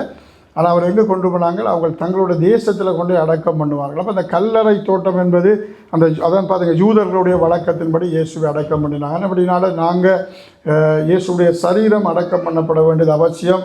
அப்போ என்னத்தை புரிஞ்சுக்கொள்கிறோம், அவருடைய சபையை நாங்கள் என்ன செய்யணும், பாதுகாக்க வேண்டியது நமக்கு அவசியம். நம்முடைய சபையிலே சொல்லுவாங்க, நம்முடைய சபைக்கு இருக்கிற நாட்டத்தை நாங்கள் என்ன செய்யக்கூடாது, வழியில் நாங்கள் சொல்லக்கூடாது. எங்களோட சபைகளை காரியம் இருந்தால் அதுபோல் ஒவ்வொரு குடும்பத்தில் எத்தனையோ காரியம் இருக்குது. இன்றைக்கு அதிகமான மக்கள் ஒவ்வொரு சபையையும் குறை சொல்லுவாங்க. சபைக்கு வருகிற மக்கள் வெளியில் போய் சபையை குறை சொல்லுவர்கள் அநேகர் இருக்கிறாங்க. ஆனால் எங்களுடைய குடும்பத்தில் ஒரு காரியம் பிரச்சனை துன்பம் இருந்தால் நாங்கள் வெளியில் போய் சொல்லுவோமா? இல்லை. ஆனால் சபையை நாங்கள் சீக்கிரத்தில் சபையை குறித்து குறை சொல்கிற மக்கள் இருக்கிறோம். அப்படினால இயேசுவின் சபை என்பது அவருடைய சரீரத்துக்கு அடையாளம். அதை வெளியில் விட முடியாது. பாதுகாக்க வேண்டியவங்க, அடக்கம் பண்ணப்பட வேண்டியவங்க, அதை செய்ய வேண்டியவங்க போயிட்டாங்க, அவங்க ஓடி போய் ஒழிச்சிட்டாங்க. ஆனால் 2 பேர் வந்து இயேசுவின் சரீரத்தை துணிஞ்சு என்ன செய்கிறாங்க என்றால் அடக்கம் பண்ணுகிறாங்க. இது என்னது கொப்பாக இருக்கிறது. இன்றைக்கு நானும் நீங்கள் அவருடைய சரீரமாகிய சபையில் இருக்கிறாங்க. இயேசுவின் சரீரமாகிய சபையை பாதுகாக்க வேண்டிய பொறுப்பு எனக்கும் உங்களுக்கும் இருக்குது. அதைத்தான் நான் சொல்கிறேன். சபையை கேடுகட்டு போனால் பரவாயில்லைன்னு நாங்கள் வாழக்கூடாது. சபையை குறித்து, சபையின் தரிசனத்தை குறித்து, சபை வளர்கிறதை குறித்து எங்களுக்கு என்ன இருக்கணும், ஒரு அக்கறை, ஒரு கரிசனை நமக்கு இருக்கணும். அதான் சொல்ல வர நம்முடைய சபையை நம்முடைய பழமொழி சொல்லணும்னா நிறைய எல்லாத்தையும் சொல்ல முடியும். இதை சொல்லுவாங்க, நம்மளோட பல்ல குத்தி நம்முடைய ஏதோ ஒரு ஒன்று இருக்கா எல்லாம். அதுபோல் நாம் என்ன செய்யக்கூடாது, நம்முடைய சபைக்குள்ளே இருக்கிற குறை நிறைய போய் அந்த சிஸ்டரை பற்றி தெரியுமா, இந்த விரதரை பற்றி தெரியுமான்னு நாங்கள் வெளியில் போய் பேசக்கூடாது. அல்லது குறைநிறைகள் இருக்கும், அதை சரிப்படுத்தி நம்முடைய சபையை பக்தி விருத்திக்குள்ளே நடத்த வேண்டிய பொறுப்பு நம்ம ஒவ்வொருவருக்கும் இருக்கிறது. இன்றைக்கு இந்த சனிக்கிழமை நாளில் நாங்கள் கற்றுக்கொள்கிற ஒரு சத்தியம்னா அதுதான் உண்மையாகவே மிக மிக முக்கியமானது. நம்மளோட சபைக்கு எங்கே குறைவு இருக்குது அதை பார்த்து நாங்கள் சரிப்படுத்தணும். ஒரு பேப்பர் விழுந்து கிடக்கா, அது நமக்கு என்ன, நானாக போட்டது, யாரோ போட்டது, ஃபோட்டோவை எடுத்துகிட்டு போகணும்னு நான் நினைக்கிறேன். இது பாருங்கள், நான் ஏதாவது முடிஞ்சு போய்க்கேன், சும்மா வந்து பார்ப்பேன், ஏதோ ஒரு பணி இருக்கா, ஒரு கவுளை இருக்கா, நமக்கு என்ன, அது கிடக்கட்டும்னு நாம் ஒரு இடம் தான், அது சபை ஒரு இடம் தான், ஒரு ஆலயம் தான், நாங்கள் ஆராதிக்கிறோம். அதுபோல் சபையில் இது ஒரு காரியம் குறைவு இருக்குது, அதை போய் நாங்கள் வெளியில் போய் 10 மற்ற சபையில் இருக்கிற 4 பேருக்கு சொல்லி நம்முடைய சபையினுடைய காரியங்களை குறைவுபடுத்துறது. நம்முடைய சபையை குறித்து ஒரு பக்தி வைராக்கியம் நமக்கு இருக்கணும். அப்படியா வாசல் உண்மைதான். அது சபை யார், இயேசுடையது. அவர் இந்த பூமியில் பேசலில் பார்த்தீங்கன்னா அவருடைய முழு சித்தமும் திட்டமும் எங்கே நிறைவேற்றார், திருச்சபையை கொண்டு தான் தேவன் நிறைவேற்றார். வெளியில் எங்கேயுமே செய்ய மாட்டார். அவருடைய முழு சித்தமும் சபைக்குள்ளாக தான் இந்த பூமியில் நடக்குது. அதை விட்டு வெள்ள மாளிகையில் அவருடைய திட்டத்தை வச்சு செய்யணும். அது ராஜாக்களை ஏற்படுத்தி காரியம் நடத்தாலும் சபையை கொண்டு தான் இந்த உலகத்தை தேவன் ஆசீர்வதிக்கிறார். அவருடைய ராஜ்யம் வருகை எல்லாம் மனவாட்டி, வேதம் சொல்வது மனவாட்டி வா என்பார்களாக, கேட்கிறவனும் வா என்பார்களாக, தாகமுள்ளவன் ஜீவ தண்ணீரை குடிக்க கடவன் என்று வேதம் சொல்லுது. அப்போ சபை ஆவியும் மனவாட்டியும் வா என்று சொல்லும்படி அங்கே ஆண்டவர் அழைக்கிறார். அப்போ சபையை குறித்த ஒரு கரிசனை உங்களுக்கும் எனக்கும் என்ன சொல்லணும், இன்றைக்கு நாங்கள் ஒரு தீர்மானத்தை எடுப்போம். இயேசுவின் சரீரமாகிய சபையை அந்த சீசர்கள் பாதுகாக்க தவறிவிட்டாங்க. நாங்கள் அப்படி இல்லாமல் தேசங்களுக்கு கொடுத்த ஒரு சபையில் அங்கத்துவமாக இருக்கிற நாங்கள் இந்த சபையை குறித்த அக்கறையும் கரிசனையும் உள்ளவளாக நாங்கள் இருப்போமா இருந்தால் தேவன் இந்த சபையை கொண்டு தன்னுடைய சித்தத்தை இன்னும் நிறைவேற்றுவார். அவருடைய திட்டங்களை நிறைவேற்றுவார். அவருடைய சித்தம் என்ன? அநேக ரட்சிக்கப்படாத இந்த தொழுவத்தில் இல்லாத அநேகம் வேறு ஆடுகள் எனக்கு இருக்குன்னு ஆண்டவர் சொன்னார். நல்ல மேய்ப்பன் யாரை போட்டு நீங்கள் வசனம், நல்ல மேய்ப்பன் தன் ஆடுகளுக்காக ஜீவனை கொடுக்கலாம் சௌரி போட்டிருந்தா. அப்போ அந்த சபையை நாங்கள் பாதுகாத்து அதை பரிசுத்தமாக பாதுகாத்து பக்தி விருத்தியாக நடத்தும் போது இந்த சபையை கொண்டு தேவன் பெரிய காரியங்களை கர்த்தர் செய்வார் என்பதை புரிஞ்சு கொள்வோம். கடைசியாக ஒரே ஒரு காரியம், வேதம் அதனால பாருங்கள், இந்த சீசர்கள் எல்லாம் ஓடிட்டாங்க. அப்போ நமக்கு இன்னொரு காரியத்தை மறந்து போகக்கூடாது. இயேசு சிலுவையில் பாடுகளை சகித்து அடக்கம் பண்ணப்பட்டார். நாங்கள் ஒருவன் இயேசுவை பின்பற்ற விரும்பினா வேதம் சொல்லுது வாசிக்கத்தில் மத்தேயு 10:38 தன் சிலுவையை எடுத்துக்கொண்டு என்னை பின்பற்ற கடவுள். சீசர்கள் எல்லாம் ஓடிட்டாங்க. ஆனால் இயேசு அதனால் இப்படியே விட்டுட்டு போகலை. பாருங்கள், எவ்வளவு நல்லவர், மரித்தும் திரும்ப அவர்களை போய் தேடுகிறார். அவர்களை தேடி அவர்களை கொண்டு வந்து வேதஞ்ச அப்போஸ்தலர்களில் நாங்கள் பார்க்குறோம். அவர் மரித்த பின்பு 40 நாள் சீசர்களுக்கு தரிசனமாகி தேவனுடைய ராஜ்யத்தை குறித்து தெளிவான திருஷ்டாந்தங்களினாலே அவர்களுக்கு போதித்தார் என்று வேதம் சொல்லுது. அதை குறித்து நாளைக்கு நாங்கள் தியானிக்க போகிறோம். இப்போ ஒரு குழப்பமான ஒரு வார்த்தை ஒன்று இருக்கிறது, அநேகருக்கு புரிந்து கொள்ள முடியாத ஒரே ஒரு காரியம். நான் நினைக்கிறேன் நேரம் இருக்கிறதுன்னா 10 நிமிஷங்கள், நாங்கள் 5 நிமிஷம் அதை சீக்கிரமாக பார்க்க போகிறோம். இப்போ இயேசு மரித்தார், சரீரம் அடக்கம் பண்ணப்பட்டது எல்லாம் உண்மைதான். அம்மாவும் ஒரு வசனம் சொன்னால், அதனால் நாங்கள் யாரையும் பாருங்க, இன்றைக்கு ஒரு சில சத்தியங்களை வித்தியாசமான புரிந்து கொள்ளுதல் எங்களுக்கு இருந்தாலும் அதனால் நாங்கள் நரகத்துக்கு போகிறது இல்லை, அல்லது நாங்கள் கள்ள உபதேசிகள் அல்ல என்ற காலங்காலமாக திருச்சபை தலைவர்கள் எங்களுக்கு கற்றுக் கொடுத்த சிலதை நாங்கள் பாரம்பரியமாக கற்றுட்டோம். இன்றைக்கு அதனால் பைபிள் கொளிச்சுகள், வேத ஆராய்ச்சிகள் எல்லாம் இன்றைக்கு வருகிறதுக்கு காரணம் தவறாக கற்றுக்கொண்ட சத்தியங்களை நாங்கள் என்ன சொல்லணும், சரிப்படுத்த வேண்டும். அதனால அது கள்ள உபதேசம் இல்லை. வேத விரிவுரையாளர்கள் ஒவ்வொருவருடைய கண்ணோட்டம் வித்தியாசமாக இருக்கும். ஏன்னா வேதாகமம் கிரேக்க மொழியில் இருந்தது. இயேசுவின் நாட்களில் கிரேக்க மொழியினுடைய அடிப்படையில் வித்தியாசமாக இருக்குது. பாருங்கள், ஒரு 30 வருஷத்துக்கு முதல் இருந்த தமிழ் சொல்கள் இப்போ பாவிக்கிறது இல்லை. யதார்த்தம் என்ற ஒரு சொல்லலாம் முந்தி நாங்கள் ஆரம்ப காலத்தில் இருக்கல, ஒரு குறிப்பிட்ட காலத்தில் வந்தது. அதுபோல் பழைய சில சொல்லுகள் இருக்குது. அப்போ இயேசு வாழ்ந்த காலத்தில் இருந்த சொற்பிரியவங்கள் ஒரு இதை பாருங்கள், நாங்கள் ஜெபிக்கும் போதும் ஒவ்வொருவருடைய ஜெபம் இதோன்று சொல்கிறதுக்கு தடுமாறுற மாதிரி நாங்கள் இருக்கிறோம். சில நேரம் தடுமாறுறோம், சில நேரம் இதோன்று சொல்ல வர எங்களை ஜெபிக்க வர. அதுபோல் இந்த எல்லா மனிதர்களும் ஏதோ ஒரு சத்தியத்தை சொல்கிறதுக்காக அவர்கள் சொன்னதை இன்றைக்கு நாங்கள் வித்தியாசமாக புரிந்து கொள்கிறோம். நான் சொன்ன பாருங்கள், நான் நேற்று எனக்கு ஒரு ஞாபகம் வந்தது. இயேசு சொல்கிறார், இந்த ஆலயத்தை இடித்து போடுங்கள், இதை 3 நாளுக்குள்ளே நான் என்ன செய்வேன், எழுப்புவேன் என்று சொன்னார் என்று சொல்லி எங்கே குற்றம் சாட்டப்பட்டது? அவரை சிலுவையில் அறைய முதல் அவர்களை கணக்கு குற்றச்சாட்டு, அது ஒரு பெரிய குற்றச்சாட்டு. ஆனால் நாங்கள் 38 வருஷமாக கட்டின ஆலயத்தை இவர் என்ன சொன்னாராம், இடித்து போடுங்க, 3 நாள் இவரால் இந்த புதிய ஆலயத்தை கட்ட முடியுமான்னு. அப்போ அது முட்டாள்தனமான புரிந்து கொள்ளுதல். வேதம் என்ன சொல்கிறது? இயேசு தன்னுடைய சரீரத்தை குறித்து பேசினவருக்கு தான் தெரியும் என்ன அர்த்தத்தில் இதை சொன்னார்ன்னு. இந்த உண்மையாக சொல்கிறேன், நான் நேற்று முதல் நாளாக யோசித்த இந்த வசனம் வர திடீரென இந்த வசனம் எனக்கு ஞாபகம் வந்தது. அப்போ பல நேரத்தில் தவறான புரிந்து கொள்ளுதல் வருவதற்கு என்ன காரணம்? சொன்னவருக்கு தான் தெரியும். சில நேரம் நான் ஒன்றை நினைக்கிறேன், ஆனால் அதை நினைச்ச மாதிரி சொல்லாமல் என்ன செய்கிறேன், கொஞ்சம் வித்தியாசமாக சொல்லிடுவேன். நீங்கள் அதை வித்தியாசமாக புரிஞ்சிடுவீங்க. புரிந்துணர்வு குறைவாக இருக்கிறதுனால தான் நினைக்கிறத நாங்கள் நினைக்கிறத அதே மாதிரி சொல்ல முடியாமல் சொல்லிடுவோம் சில நேரங்களில். அப்போ இந்த பேதுரு இந்த இயேசு மரித்து அடக்கம் பண்ணப்பட்டு உயிர் தெழுந்ததை குறித்து பேதுரு சொன்ன காரியத்தை இன்றைக்கு உலகம் முழுக்க பல அறிஞர்கள், வேத ஆராய்ச்சியாளர்கள், திருச்சபைகள் தவறாக புரிந்து கொண்ட ஒரு சத்தியம் இன்ட்ரெஸ்டாக இருக்கும். சீக்கிரமாக நாங்கள் அதை வசனத்தை மாத்திரம் வாய்ச்சி முடிக்க போகிறோம். 1 பேதுருவின் புத்தகம் வாசிப்போம். நாங்கள் 3ஆம் அதிகாரம் 18 to 20 மட்டும். இப்போ மிச்சமெல்லாம் உங்களுக்கு ஓகே தான். இயேசு வெள்ளிக்கிழமை அடக்கம் பண்ணப்பட்டார், காடியை ஒரு இடத்த குடித்தார், ஒரு இடத்த குடிக்கல, இன்னும் நேரத்தில் அடக்கம் பண்ணப்பட்டார். அடக்கம் பண்ணப்பட வேண்டியது அவசியம். சீசர்கள் எல்லாம் ஓடிட்டாங்க. 2 பேர் அவருடைய சரீரத்தை அடக்கம் பண்ணினார்கள். இதெல்லாம் எங்களுக்கு தெரியும். இப்போ இயேசுடைய சரீரம் அடக்கம் பண்ணப்பட்டிருந்தது கல்லறையில், அவர் சரீரத்தோடு போகவில்லை. இப்போ அந்த வசனத்தை வாசிப்போம். அன்றைக்கு இயேசு போய் பாதாளத்துக்கு போய் காவலில் உள்ள ஆவிகளுக்கு பிரசங்கித்தாரா? இப்போ உங்கள்கிட்ட தான் கேட்க நல்லபடியாக இன்றைக்கு காலங்காலமாக இதை குறித்த பல தவறான உபதேசங்கள் இருக்கிறது. நாங்கள் வாசிப்போம். இப்போ 1 பேதுரு புத்தகம் 3ஆம் அதிகாரம் 18, 19, 20 வாசிப்போம். ஓகே. ஏனெனில் கிறிஸ்துவும் நம்மை தேவனிடத்தில் சேர்க்கும்படி அநீதி உள்ளவர்களுக்கு பதிலாக நீதி உள்ளவராய் பாவங்களை நிமித்தம் பாடுபட்டார். அவர் மாமிசத்திலே கொலை உண்டு. அதை விட்டு வாசிப்போம் பாருங்க. இப்போ இந்த வசனத்தை பேதுரு இந்த அதிகாரத்தில் நீங்கள் பார்த்தீங்கன்னா மேலே உள்ள வசனங்கள் எல்லாம் அவர் என்ன காரியத்தை சொல்லி கொண்டு வரார் என்பது மிக முக்கியம்.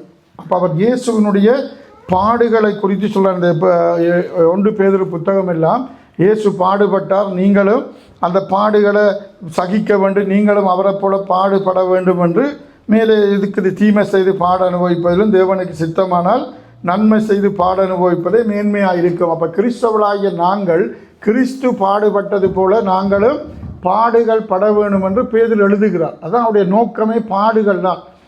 2 பேதுருவுடையும் அதிகமாக பேதுரு இந்த புத்தகம் நிருபம் கிறிஸ்துவுக்காக பாடுபட்டால். அடுத்த அதே 3ஆம் அதிகாரத்தில் 14 நீங்கள் கிறிஸ்துவின் நாமத்து நிமித்தம் நிந்திக்கப்பட்டால் பாருங்க 13 கிறிஸ்துவின் மகிமை வெளிப்படும் போது நீங்கள் களி கூர்ந்து மகிழும்படி அவருடைய பாடுகளுக்கு நீங்கள் பங்காளிகள் ஆனதால் சந்தோஷப்படுங்கள். நீங்கள் கிறிஸ்துவின் நாமத்து நிமித்தம் நிந்திக்கப்பட்டால் பாக்கியவான்கள், ஏனென்றால் தேவனுடைய ஆவியாகிய மகிமை உள்ள ஆவியானவர் உங்களோட இருக்கிறார் என்று வேதம் சொல்லுது. 16ஆம் வசனத்தில் ஒருவன் கிறிஸ்தவனாக இருப்பதினால் பாடுபட்டால் வெட்கப்படாமல் இருந்து. அப்போ இந்த புத்தகத்திலெல்லாம் பேதுரு என்னத்தை பற்றி சொல்லி கொண்டு வர, கிறிஸ்துவனுடைய பாடுகளை சொல்லி நீங்களும் கிறிஸ்துவை பின்பற்ற நீங்களும் அந்த பாடுகளை சகிக்க வேண்டும், கிறிஸ்துவுக்காக பாடுபட வேண்டும் என்று சொன்ன போது தான் அவர் என்னத்தை சொல்லிட்டார் சேர்த்து, ஏனெனில் கிறிஸ்துவும் நம்மை தேவனிடத்தில் 18ஆம் வசனம் சேர்க்கும்படி அநீதி உள்ளவர்களுக்கு பதிலாக அவர் நீதிக்காகத்தான் பாடுபட்டார். அநியாயம் செய்யணும். இதிலேயே வேதம் வசனம் சொல்லுது. ஒருவன் பாருங்கள் 15ஆம் வசனத்தில் உங்களில் ஒருவனும் கொலை பாதகனாயாவது, திருடனாயாவது, பொல்லாங்கு செய்தவனாயாவது, அந்நிய காரியங்களை தலையிட்டு கொண்டவனாயாவது பாடுபடுகிறவனாக இருக்கக்கூடாது. அப்போ கிறிஸ்து என்னத்துக்காக பாடுபட்டார்? அவர் செய்த குற்றத்துக்காகவே இல்லை, நீதிக்காக பாடுபட்டார். அப்போ இந்த பாடுகளை சொல்லும்போது இயேசு எப்படி பாடுபட்டார் என்றால், கிறிஸ்துவன் நம்மை தேவனிடத்தில் சேர்க்கும்படி அநீதி உள்ளவர்களுக்கு பதிலாக நீதி உள்ளவராக என்ன செய்தாராம்? பாவங்களை நிமித்தம் ஒரு தரம் பாடுபட்டார். அவர் மாமிசத்தில் கொலை உண்டாயின. சரீரத்தில் இயேசு இருந்ததுனால மாமிசத்தில் கொலை உண்டு, ஆவியில் உயிர்ப்பிக்கப்பட்டார். எங்கே? பரிசுத்த ஆவியானவர், தேவனுடைய ஆவியானவர் இயேசுவை என்ன செய்தார்? 3ஆம் நாளில் உயிர்ப்பித்தார் என்று சொல்ல வாரார். ஆனால் இப்போ அடுத்த வசனம் தமிழில் இப்படி இருக்குது, KJV மற்ற மொழிகளிலையும் இது இப்படி எழுதப்பட்டபடினால பல ஆங்கில பைபிள்லையும் இதே முறையில் தான் இருக்குது. அதனால தான் தமிழில் பிள்ளையாக இருக்கண்டா இப்போயோ சரிப்படுத்தியிருப்பாங்க. ஆங்கில வேதாகமத்திலையும் இதே தமிழை அப்படியே டிரான்ஸ்லேஷன் இருக்குது. அதில் இருந்து இங்கிலீஷில் இருந்து தமிழுக்கு வந்ததுனால இந்த பாருங்கள். இப்போ அந்த 18ஆம் வசனம் நமக்கு ஒரு பிரச்சனையும் இல்லை. ஆனால் இது பிரச்சனை. 19ஆம் வசனம் வாசிங்க. அந்த ஆவியிலே எந்த ஆவியில்? இப்போ பாருங்கள் மேலே என்ன வசனம் இருக்குது? கொலை உண்டு, ஆவியிலே உயிர்ப்பிக்கப்பட்டால். அந்த ஆவியில், அப்போ எந்த ஆவி? அந்த உயிர்ப்பிக்கப்பட்ட அந்த ஆவியில் போனார் என்ற மாதிரி இருக்குது. நீங்கள் இதை வச்சு புட்டை வைக்கிறீங்க, ஒரு ஏதோ ஒன்று வச்சுக்கொள்ளுங்க. அதே புட்டை வைக்க முடியும், அதே ஆவியில் கொழுக்கட்டை வைச்சோம்னா என்ன நடக்கும்? அதே பானை, அதே தண்ணி, அதே நீராவியில் நாங்கள் இதையும் செய்தோம், அதையும் செய்தோம். அதே எண்ணெயில் பிறகு நாங்கள் வடை சுட்டோம், அதே எண்ணெயில் கத்தரிக்காய் பொரிச்சோம்னா ஒரே எண்ணெயில் மன்னிச்சுக்கணும். இப்படி சொன்னால் தான் புரியும். இப்போ இந்த தமிழில் இப்படி இருந்ததுனால இன்றைக்கு காலங்காலமாக பல வேத அறிஞர்கள், ஆராய்ச்சியாளர்கள் எல்லாம் இந்த ஆவியில் மாமிசம் அடக்கம் பண்ணப்பட்டிருந்தது, அவர் ஆவியில் உயிர்ப்பித்து கல்லறைக்கு இயேசு இருக்கையில் அவர் என்ன செய்தார்? ஆவியில் உயிர்த்து அந்த ஆவியிலே எங்கே போனாராம்? போய் காவலில் உள்ள ஆவிகளுக்கு பிரசங்கித்தார் அப்படி என்று இருக்கிறது. அப்போ இது ஒரு பெரிய சர்ச்சைக்குரிய ஒரு பெரிய வேத வசனமாக போயிட்டுது. இதை அதிக பிரசங்கியாக என்ன செய்வாங்க? இயேசு பாருங்கள், அவர் கல்லறை தன்னை கல்வாரியில் ஒப்பு கொடு தண்ணி திரும்ப ஒன்று வச்சுக்கிறீங்களா? ஓகே. கல்வாரியில் தன்னை அடிக்க ஒப்பு கொடுத்தும் அவருடைய அன்பு எப்படிப்பட்டது என்றால், இயேசு அந்த ஆவியில் மடித்து ஈர்த்தெடுத்து என்ன செய்தார்? காவலில் உள்ள ஆவிகளுக்கு போய் பிரசங்கித்தார். இந்த ஆவிகள் யார்? நோவாவினுடைய காலத்தில் கீழ்ப்படியாமல் போன ஆவிகளுக்கு போய் பிரசங்கித்து அவர்களை இயேசு அங்கே போய் பிரசங்கித்து அவர்களை கொண்டு பரலோகத்துக்கு போனார். அப்படி என்று ஒரு பெரிய சத்தியம் உலகத்தில் இருக்கிறது. உண்டு. 2வது ஒரு கருத்து இருக்குது, 3வது கருத்து இருக்குது. 3 நான் சொல்லிடுறேன் சீக்கிரமாக. நாங்கள் நீங்கள் எது சரியாக இருக்கும் என்பதை புரிஞ்சு நாங்கள் ஜெபிச்சு முடிப்போம். நான் நிறைய போகையில் சரி. அப்போ இந்த அந்த ஆவியில் என்று இப்படி சொன்னதுனால இந்த இன்னொன்று எழுதியிருக்கு பாருங்கள். அந்த ஆவிகள் அதுவும் ஒரு பிரச்சனை. அப்புறம் என்ன எழுதியிருக்கு, அந்த ஆவிகள் பூர்வத்திலே நோவா பேழையை ஆயத்தம் பண்ண நாட்களில் தேவன் நீடிய பொறுமையோடு காத்திருந்த போது கீழ்ப்படியாமல் போனவைகள். அந்த பேழையிலே சிலராகிய 8 பேர் மாத்திரம் பிரவேசித்து ஜலத்தினாலே காக்கப்பட்டார்கள். அப்போ இயேசு பாதாளத்துக்கு போய் பிரசங்கம் பண்ணினார், அது நம்ம சொன்னாங்க. ஏன்னா அது நாங்கள் அதில் பிழையில் நானும் அப்படி தான் எனக்கு ரட்சிக்கப்பட்ட காலத்தில் எங்களுக்கு ஆதி திருச்சபைகளில் இயேசு ஆவியில் உயிர்த்து எழுந்து என்ன செய்தார், காவலில் உள்ள ஆவிகள், அது பாதாளத்தில் உள்ள ஆவிகள். அன்றைக்கு பாதாளம் வந்து பிசாசுடைய கையில் இருந்தது. அங்கே போனார். வெளிப்படுத்தல் இருக்கு, அவர் மரித்த போது பாதாளத்துக்கு உரிய திறவுகோள்களை என்ன செய்தார், பிசாசுட்டேருந்து பிடுங்கினார். அதையும் சிலாக சொன்னாங்க, பாதாளத்தில் போய் இயேசு கதவை பூட்டியிருந்து திறப்பு போட்டுறோம், அந்த திறப்பை வாங்கிட்டு போனார். அப்படியா? அப்படி லிட்டரெல்லாம் எடுக்க முடியாது. திறப்பெல்லாம் போட்டிருந்தது, கதவு திறப்பு பாதாளத்தில் திறப்பை இயேசு வாங்கிட்டு போனபடியாக பிசாசு இப்போ கதவை திறக்கிற. அப்படியா? அப்படியெல்லாம் இல்லை. அது வந்து ஒரு ஆவிக்குரிய அர்த்தத்தில் புரிஞ்சு கொள்ளும். இயேசு போய் இறங்கி போய் அங்கே பிசாசு பொறுப்பாக இருந்த இடத்துல கதவை திறப்பை வாங்கிட்டு போகவில்லை. அப்போ இந்த இதில் சரியான குழப்பம். சரி, முதலாவது அவர்கள் ஒரு சத்தியம் இருக்குது. நீங்கள் அப்படி யாராவது இருந்தால் இன்றைக்கு இதை புரிஞ்சு கொண்டு இதை மாற்றிக்கொள்வோம். பாருங்கள், சரி, ஒரு கதைக்கு இயேசு ஆவியில் உயிர்ப்பிக்கப்பட்டு பாதாளத்தில் போய் அந்த கீழ்ப்படியாத ஆவிகள் அல்லது சொல்லப்படுகிறது நோவாவின் காலத்தில் இருந்தவங்க மரித்த பிறகு ஆவியாக தான் இருப்பாங்க. என்ன சரீரம் மரித்திடும். அந்த ஆவிகளுக்கு பிரசங்கம் பண்ணினால் அப்படி என்று உண்மையாக இருந்தால் அது வேதத்தின்படி தவறான ஒரு சத்தியம். ஏன் சொல்லுங்க பாப்பம். ஒரு மனிதன் எபிரேயர் 9:27 வாசிங்க, சீக்கிரமாக 9:27 இந்த வசனங்கள் மாத்திரம் 4 வசனம் தான் வாசிக்க போகிறோம். எபிரேயர் 9:27 சொல்லுது பாருங்க, அன்றியும் ஒரே தரம் மரிப்பதும் பின்பு நியாய தீர்ப்படைவதும் மனுஷனுக்கு நியமிக்கப்பட்டிருக்கிறது அப்படின்னு வேதம் சொல்லுகிறது. 9:27 வாசிங்க. அதானா பாருங்க, அன்றியும் ஒரே தரம் மரிப்பதும் பின்பு நியாய தீர்ப்படைவதும் மனுஷருக்கு நியமிக்கப்பட்டிருக்கிறபடியே கிறிஸ்துவும் பாருங்க அநேகருடைய பாவங்களை சுமந்து தீர்க்கும்படி ஒரே தரம் பலியிடப்பட்டு தமக்காக காத்து கொண்டிருக்கிறவர்களுக்கு ரட்சிப்பை அருளும்படி. பாருங்க, அவ்வளவுதான். அன்றியும் ஒரே தரம் மரிப்பதும் பின்பு நியாயத்தில் படைவதும் மனுஷருக்கு நியமிக்கப்பட்டிருக்கிறது என்ற சத்தியத்துக்கு இது முரணாக இருக்கும். இயேசு ஆவியில் போய் காவலில் உள்ள ஆவிகளுக்கு மனம் திரும்புதலின் செய்தி அறிவிச்சார். இயேசு எப்போ மனம் திரும்புகள் சொன்னார், அவர் உயிரோட இருக்கும்போது மனம் திரும்புகின்ற அங்கே பிரசங்கம் பண்ணினார். அதுக்கு பிறகு அப்படி பார்த்தோம்னு சொன்னால் அவர்கள் கீழ்ப்படியாமல் போனவங்க. அப்போ அதுக்கு பிறகு அவர் வேதம் என்ன சொல்ல, ஒருக்கா மறித்த பிறகு என்ன இல்லை, திரும்பவும் ரட்சிக்கப்படுவதற்கு ஒரு வாய்ப்பு கொடுக்கப்பட மாட்டாது. வேறு மற்ற சில மதங்களில் சொல்கிறது போல் உத்தரிப்பு ஸ்தலம் என்றெல்லாம் ஒரு ஸ்தலமும் இல்லை, அங்கே போய் பரிந்து பேசுகிறதெல்லாம் இல்லை. இதெல்லாம் சில பாரம்பரிய திருச்சபை கொண்டு வந்த பல சத்தியங்கள். அப்படி இருக்கோ இல்லையோ அதை கர்த்தர் பார்த்து கொள்ளுவார். அவர் யாருக்கு இரக்கம் பாராட்டணும் அது அவருக்கு தான் தெரியும். ஆனால் ஒரு தரம் மரித்த பின்னாடி ஆபிரகாமை பற்றி ஆண்டவர் சொல்கிறார் தானே, என்ன அந்த லாசரு மரித்து ஆபிரகாமோட மடியிலே தேற்றப்பட்டால் ஐஸ்வர்யவான் மரித்து அங்கே கேட்குறாங்க, நீர் முருகா வந்து சொன்னால் கேட்பான். அதுக்கப்புறம் ஆண்டு சொல்கிறார், ஒருவனும் இங்கேருந்தும் போக முடியாது, ஒரு மனிதன் மரித்த பின்பாக சுவிசேஷம் அறிவிக்கப்பட மாட்டாது வேதத்தின்படி.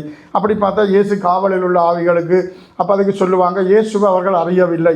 பாருங்கள், இயேசுவை அறியாத காலத்திலே, இயேசுவை அறியாத நியாயப்பிரமாணத்தின் காலத்தில் இருந்தவர்கள் இயேசு வர முதல் தானே எல்லாரும் இருந்தாங்க. யார் இருந்தது? தாவீது இருந்தார், எல்லாரும் இருந்தாங்க. அன்றைய பழைய ஏற்பாட்டு பரிசுத்தவான்கள் எல்லாம் கர்த்தருக்குள்ளே தான் மரித்தாங்க. அவங்க எப்படி மரித்தாங்க? இயேசுவை தெரியுமா? இயேசுவை குறித்த தீர்க்க தரிசனங்கள் இருந்தது. இயேசு கர்த்தருடைய தூதனானவராக பல பேருக்கு தரிசனமானார். ஆனால் இப்போ தான் தெரியும் அது இயேசுவன்னு நாம் சொல்கிறோம். அவர்களுக்கு தெரியா கர்த்தருடைய தூதன் தேவன் தரிசனமானார் என்று அவர்கள் அன்றைக்கு நினைத்தார்கள். அப்போ நியாயப்பிரமாணத்தின் காலத்தில் இப்போ அவர்கள் நோவாவுடைய காலம் என்ன காலம்? மனச்சாட்சியின் காலத்தில் இருந்தது. நோவா தன் காலத்தில் இருந்தவர்களுக்குள்ளே நீதிமான முத்தவனமாக இருந்தான். அவனும் அப்படியே 100% பரிசுத்தமாக எல்லாரோடையும் பார்க்க நோவா கொஞ்சம் பரவாயில்லை. ஆனால் நோவாவுக்கோ கர்த்தருடைய கண்களில் கிருபை கிடைச்சது. தேவனுடைய கிருபையினால் அவன் 100% நீதிமான் அல்ல. எல்லாரையும் பார்க்க ஒரு சந்ததியை கர்த்தர் என்ன செய்யணும், வச்சிருக்கத்தானே வேணும். அதில் பார்த்தபோது நோவாவும் உடைய குடும்பத்தை மாத்திரம் என்ன செய்தார், பிரித்தெடுத்தார். அதனால் நோவா 100% பரிசுத்தமான இருக்கவில்லை. ஆனால் ஆண்டவருடைய கிருபை அவனுக்கு கிடைத்ததுனால நோவாவை தெரிந்தெடுத்தார். அப்போ இதன்படி பார்த்தா இயேசு பாதாளத்துக்கு போய் பிரசங்கம் பண்ணினார் என்கிற அந்த பிரசங்கம் பண்ணினார் என்கிற மூலமொழியில் உள்ள வார்த்தை அவர் அந்த வெற்றியை அறிவித்தார் என்பது தான் அது மூலமொழியில் வருகிறார். தமிழில் பிரசங்கம் பண்ணினார், ஸ்பீச் பண்ணினார் அப்படின்றது தவறான ஒரு மொழிபெயர்ப்பாக இருக்கிறார். அப்படின்னால இயேசு நிச்சயமாக அங்கே போகவில்லை என்பதை புரிஞ்சு கொள்வோம். மற்றது இன்னொரு வசனம் வாசிங்க, சங்கீதம் 68:18. இந்த வசனமும் இதுக்கு ஆதாரமாக பலர் எடுத்துக்கொள்கிற வேத ஆராய்ச்சியாளர்கள். அதுவும் இந்த இயேசு பாதாளத்தில் போய் பிரசங்கம் பண்ணினதை குறிக்க சொல்லப்பட்ட வசனம் கிடையாது. 68:18 வாசிங்க சங்கீதம். தேவரின் உன்னதத்துக்கு ஏறி சிறைப்பட்டவளை சிறையாக்கி கொண்டு போனீர்.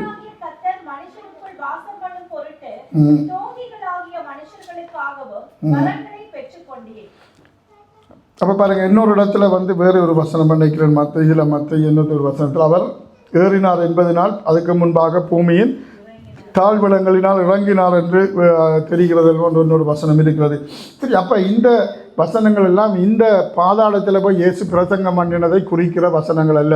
கவனிங்க, ஒரே தரம் மரித்த பிற்பாடு இயேசு பாதாளத்தில் போய் அங்கே ஆவிகளுக்கு பிரசங்கம் பண்ணினார் என்பது தவறான. அந்த ஆவிகள் நோவாவின் காலத்தில் கீழ்ப்படியாமல் போனவைகள் என்று சொல்றதுக்கு இன்னொரு வேத விரிவியலாளர்களோட ரெண்டாவது ஒரு விளக்கம் இருக்கிறது என்று சொன்னால், அவர் அங்கே பிரசங்கம் பண்ணவில்லை.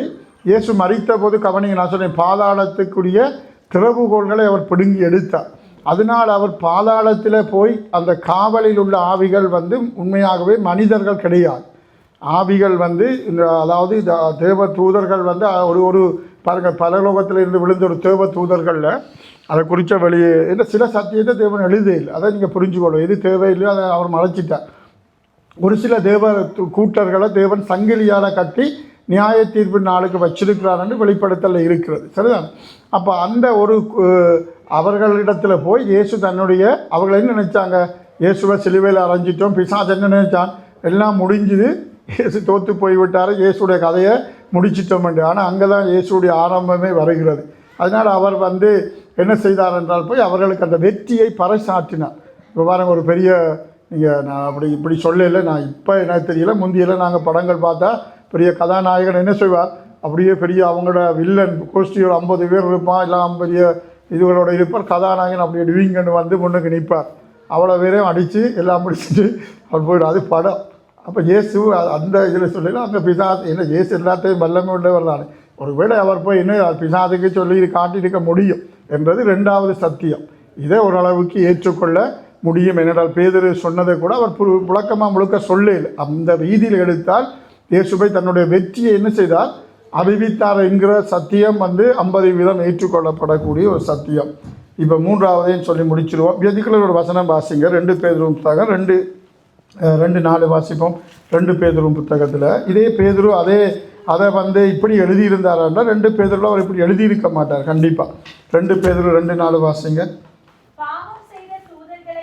பாவம் செய்த தூதர்களை தேவன் தப்ப விடாமல் அந்தகார சங்கிலிகளினாலே கட்டி நரகத்திலே தள்ளி நியாய தீர்ப்புக்கு வைக்கப்பட்டவளாக ஒப்பு கொடுத்து, பாருங்கள் 5ஆம் வசனம், பூர்வ உலகத்தையும் தப்ப விடாமல் நீதியை பிரசங்கித்தவனாகிய நோவா முதலான 8 பேரை காப்பாற்றி அவபக்தி உள்ளவர்கள் நிறைந்த உலகத்தின் மேல் பாருங்கள் ஜலப்பிரளயத்தை வர பண்ணினார். அப்போ தேவன் அங்கே என்ன செய்தார்? தேவன் தான் அவர்களை அழித்தார்.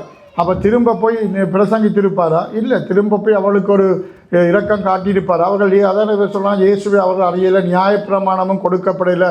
நியாயப்பிரமாணம் இல்லாத காலத்தில் ஒரு மனிதன் மரித்தவனுக்கு மனச்சாட்சியின்படி தீர்ப்பு கொடுக்கிறது தான் ஆண்டவுடைய திட்டம். நியாயப்பிரமாணத்தில் மரிக்கிறவளுக்கு நியாயப்பிரமாணத்தின்படி தண்டனை. ஆனால் இயேசு வந்த பிறகு இயேசுவை ஏற்றுக்கொள்ளாதவளுக்கு இயேசுடைய சாட்சியை இயேசுவை ஏற்றுக்கொள்ளாதன்படி தான் அவர்களுக்கு தண்டனை. அதனால் இன்றைக்கு நியாயப்பிரமாணத்தின்படி வாழ்கிற யூதர்கள் பரலோகத்துக்கு போக மாட்டார்கள் என்பதை புரிஞ்சு கொள்ளுங்கள். உபத்திரவ காலத்தில் ரட்சிக்கப்படுகிற யூதர்கள், அதாவது இயேசு இருந்தபோது ரட்சிக்கப்பட்ட யூதர்கள் ஆண்டவோடு வருவாங்க. இன்றைக்கு நியாயப்பிரமாணம் இயேசு எப்போ வந்தாரோ அதோட நியாயப்பிரமாணம் இந்த சடங்காச்சார பலிகள் எல்லாம் என்ன செய்யப்பட்டது, நிறுத்தப்பட்டிருக்கிறது. அதனால் அவர்களும் போக மாட்டார்கள். எப்படி இருந்தாலும் இயேசுவை இல்லாமல் நீதிமானாக ஒருவராலும் மாற்ற முடியாது. நியாயப்பிரமாணத்தின் கிரியைகளினால் ஒரு மனுஷனும் நீதிமானாக்கப்படுகிறதில்லை என்று வேதம் சொல்லுது. இயேசுடைய வருகைக்கு முன்பாக இருந்த பரிசுத்தவான்கள் தேவனுக்குள்ள மரித்தவர்கள் போவார்கள். எப்போ இயேசு வந்தாரோ அந்த மேசியாவை அவர்களை ஏற்றுக்கொள்ளாமல் போனதுனால அவர்கள் எத்தனையோ ஆண்டுகள் சிதறடிக்கப்பட்டார்கள். இன்றைக்கு இயேசுவை ஏற்றுக்கொள்கிற யூதர்களும் இருக்கிறாங்க. இது ஒரு பெரிய சத்தியம். அப்போ இங்கே பாருங்கள், பூர்வ உலகத்தை தப்ப விடாமல் நீதியை பிரசங்கித்தவனாகி நோவா முதலான 8 பேரை காப்பாற்றி அவபக்தி உள்ளவர்கள் நிறைந்த உலகத்தில் பிரளயத்தை ஆண்டவர் தான் என்ன செய்தார், கொடுத்தவளை அழித்தார். அப்போ போய் பாதாளத்தில் பிரசங்கித்தார் என்பது வேதத்திற்கு புறநான ஒரு செய்தியாக இருக்கும். அப்போ இது என்ன தான் பாஸ்டர் அப்படின்னு சொன்னால், இப்போ இந்த பேதுரு என்னத்தை எப்படி சொன்னார் என்பதில் தான் வந்து என்ன இருக்குது, கொஞ்சம் தமிழில் உள்ள காரியத்தை நாங்கள் சரிப்படுத்தி தியானிச்சுட்டு முடிப்போம். சரி, இப்போ இயேசு வந்து உண்மையாகவே இப்போ திரும்ப அந்த வசனத்துக்கு வாங்க, சுருக்கமாக அதை நாங்கள் கண்டு பார்ப்போம். இப்போ பாருங்கள், இப்போ நான் அந்த இதை திரும்ப கொஞ்சம் சரிப்படுத்தி வாசித்தோம்னா திரும்ப எடுங்க. 1 பேதுரு. ஓகே, 1 பேதுரு பாருங்கள். 1 பேதுரு பாருங்கள். சரி, முதல் 18ஆம் வசனம் குழப்பமில்லை. ஏனெனில் கிறிஸ்துவும் நம்மை தேவனிடத்தில் சேர்க்கும்படியாய் அநீதி உள்ளவர்களுக்கு பதிலாக நீதி உள்ளவராய் பாவங்களை நிமித்தம் ஒரு தரம் பாடுபட்டார். அவர் மாம்சத்திலே கொலை உண்டு, ஆவியிலே உயிர்ப்பிக்கப்பட்டார். சரி, அந்த ஆவிகள் என்று பார்க்கும்போது உண்மையாகவே நோவாவின் காலத்தில் கீழ்ப்படியாத மனிதர்களை ஆண்டவர் நரகத்திலே பாதாளத்திலே தள்ளி அவர்கள் அடைத்திருந்தார் அப்படி என்று சொல்லியிருந்தாலும், இப்போ அந்த பேழையில் வந்து சிலராகி 8 பேர் மாத்திரம் காக்கப்பட்டார்கள் அப்படி என்று வேதம் சொல்லுகிறது. இப்போ கவனிங்க, இயேசு வந்து இருந்த காலத்தில் மனம் திரும்புதலின் செய்தியெல்லாம் அவர்கள் கொடுத்தாரு. அவர் மாம்சத்தில் கொலை உண்டு எப்படி உயிர்ப்பிக்கப்பட்டார் சொல்லுங்கள். இயேசு பரிசுத்த ஆவியினால் உயிர்ப்பிக்கப்பட்டார். ஒரு வசனத்தை வாசிப்போம். ரோமர் 8:11 வாசிங்க. ரோமர் 8 இது அப்படியே வச்சுருங்க. ரோமர் 8:11 வாசிங்க. ரோமர் புத்தகம் 8ஆம் அதிகாரம் 11ஆம் வசனம் வாசிப்போம். ரோமர் 8:11 வாசிங்க. ரோமர் 8:11 பாருங்க. அன்றைக்கு இயேசுவை மரித்தோரிலிருந்து எழுப்பினவருடைய ஆவி உங்களில் வாசமாக இருந்தால் கிறிஸ்துவை மரித்தோரிலிருந்து எழும்ப பண்ணினவர்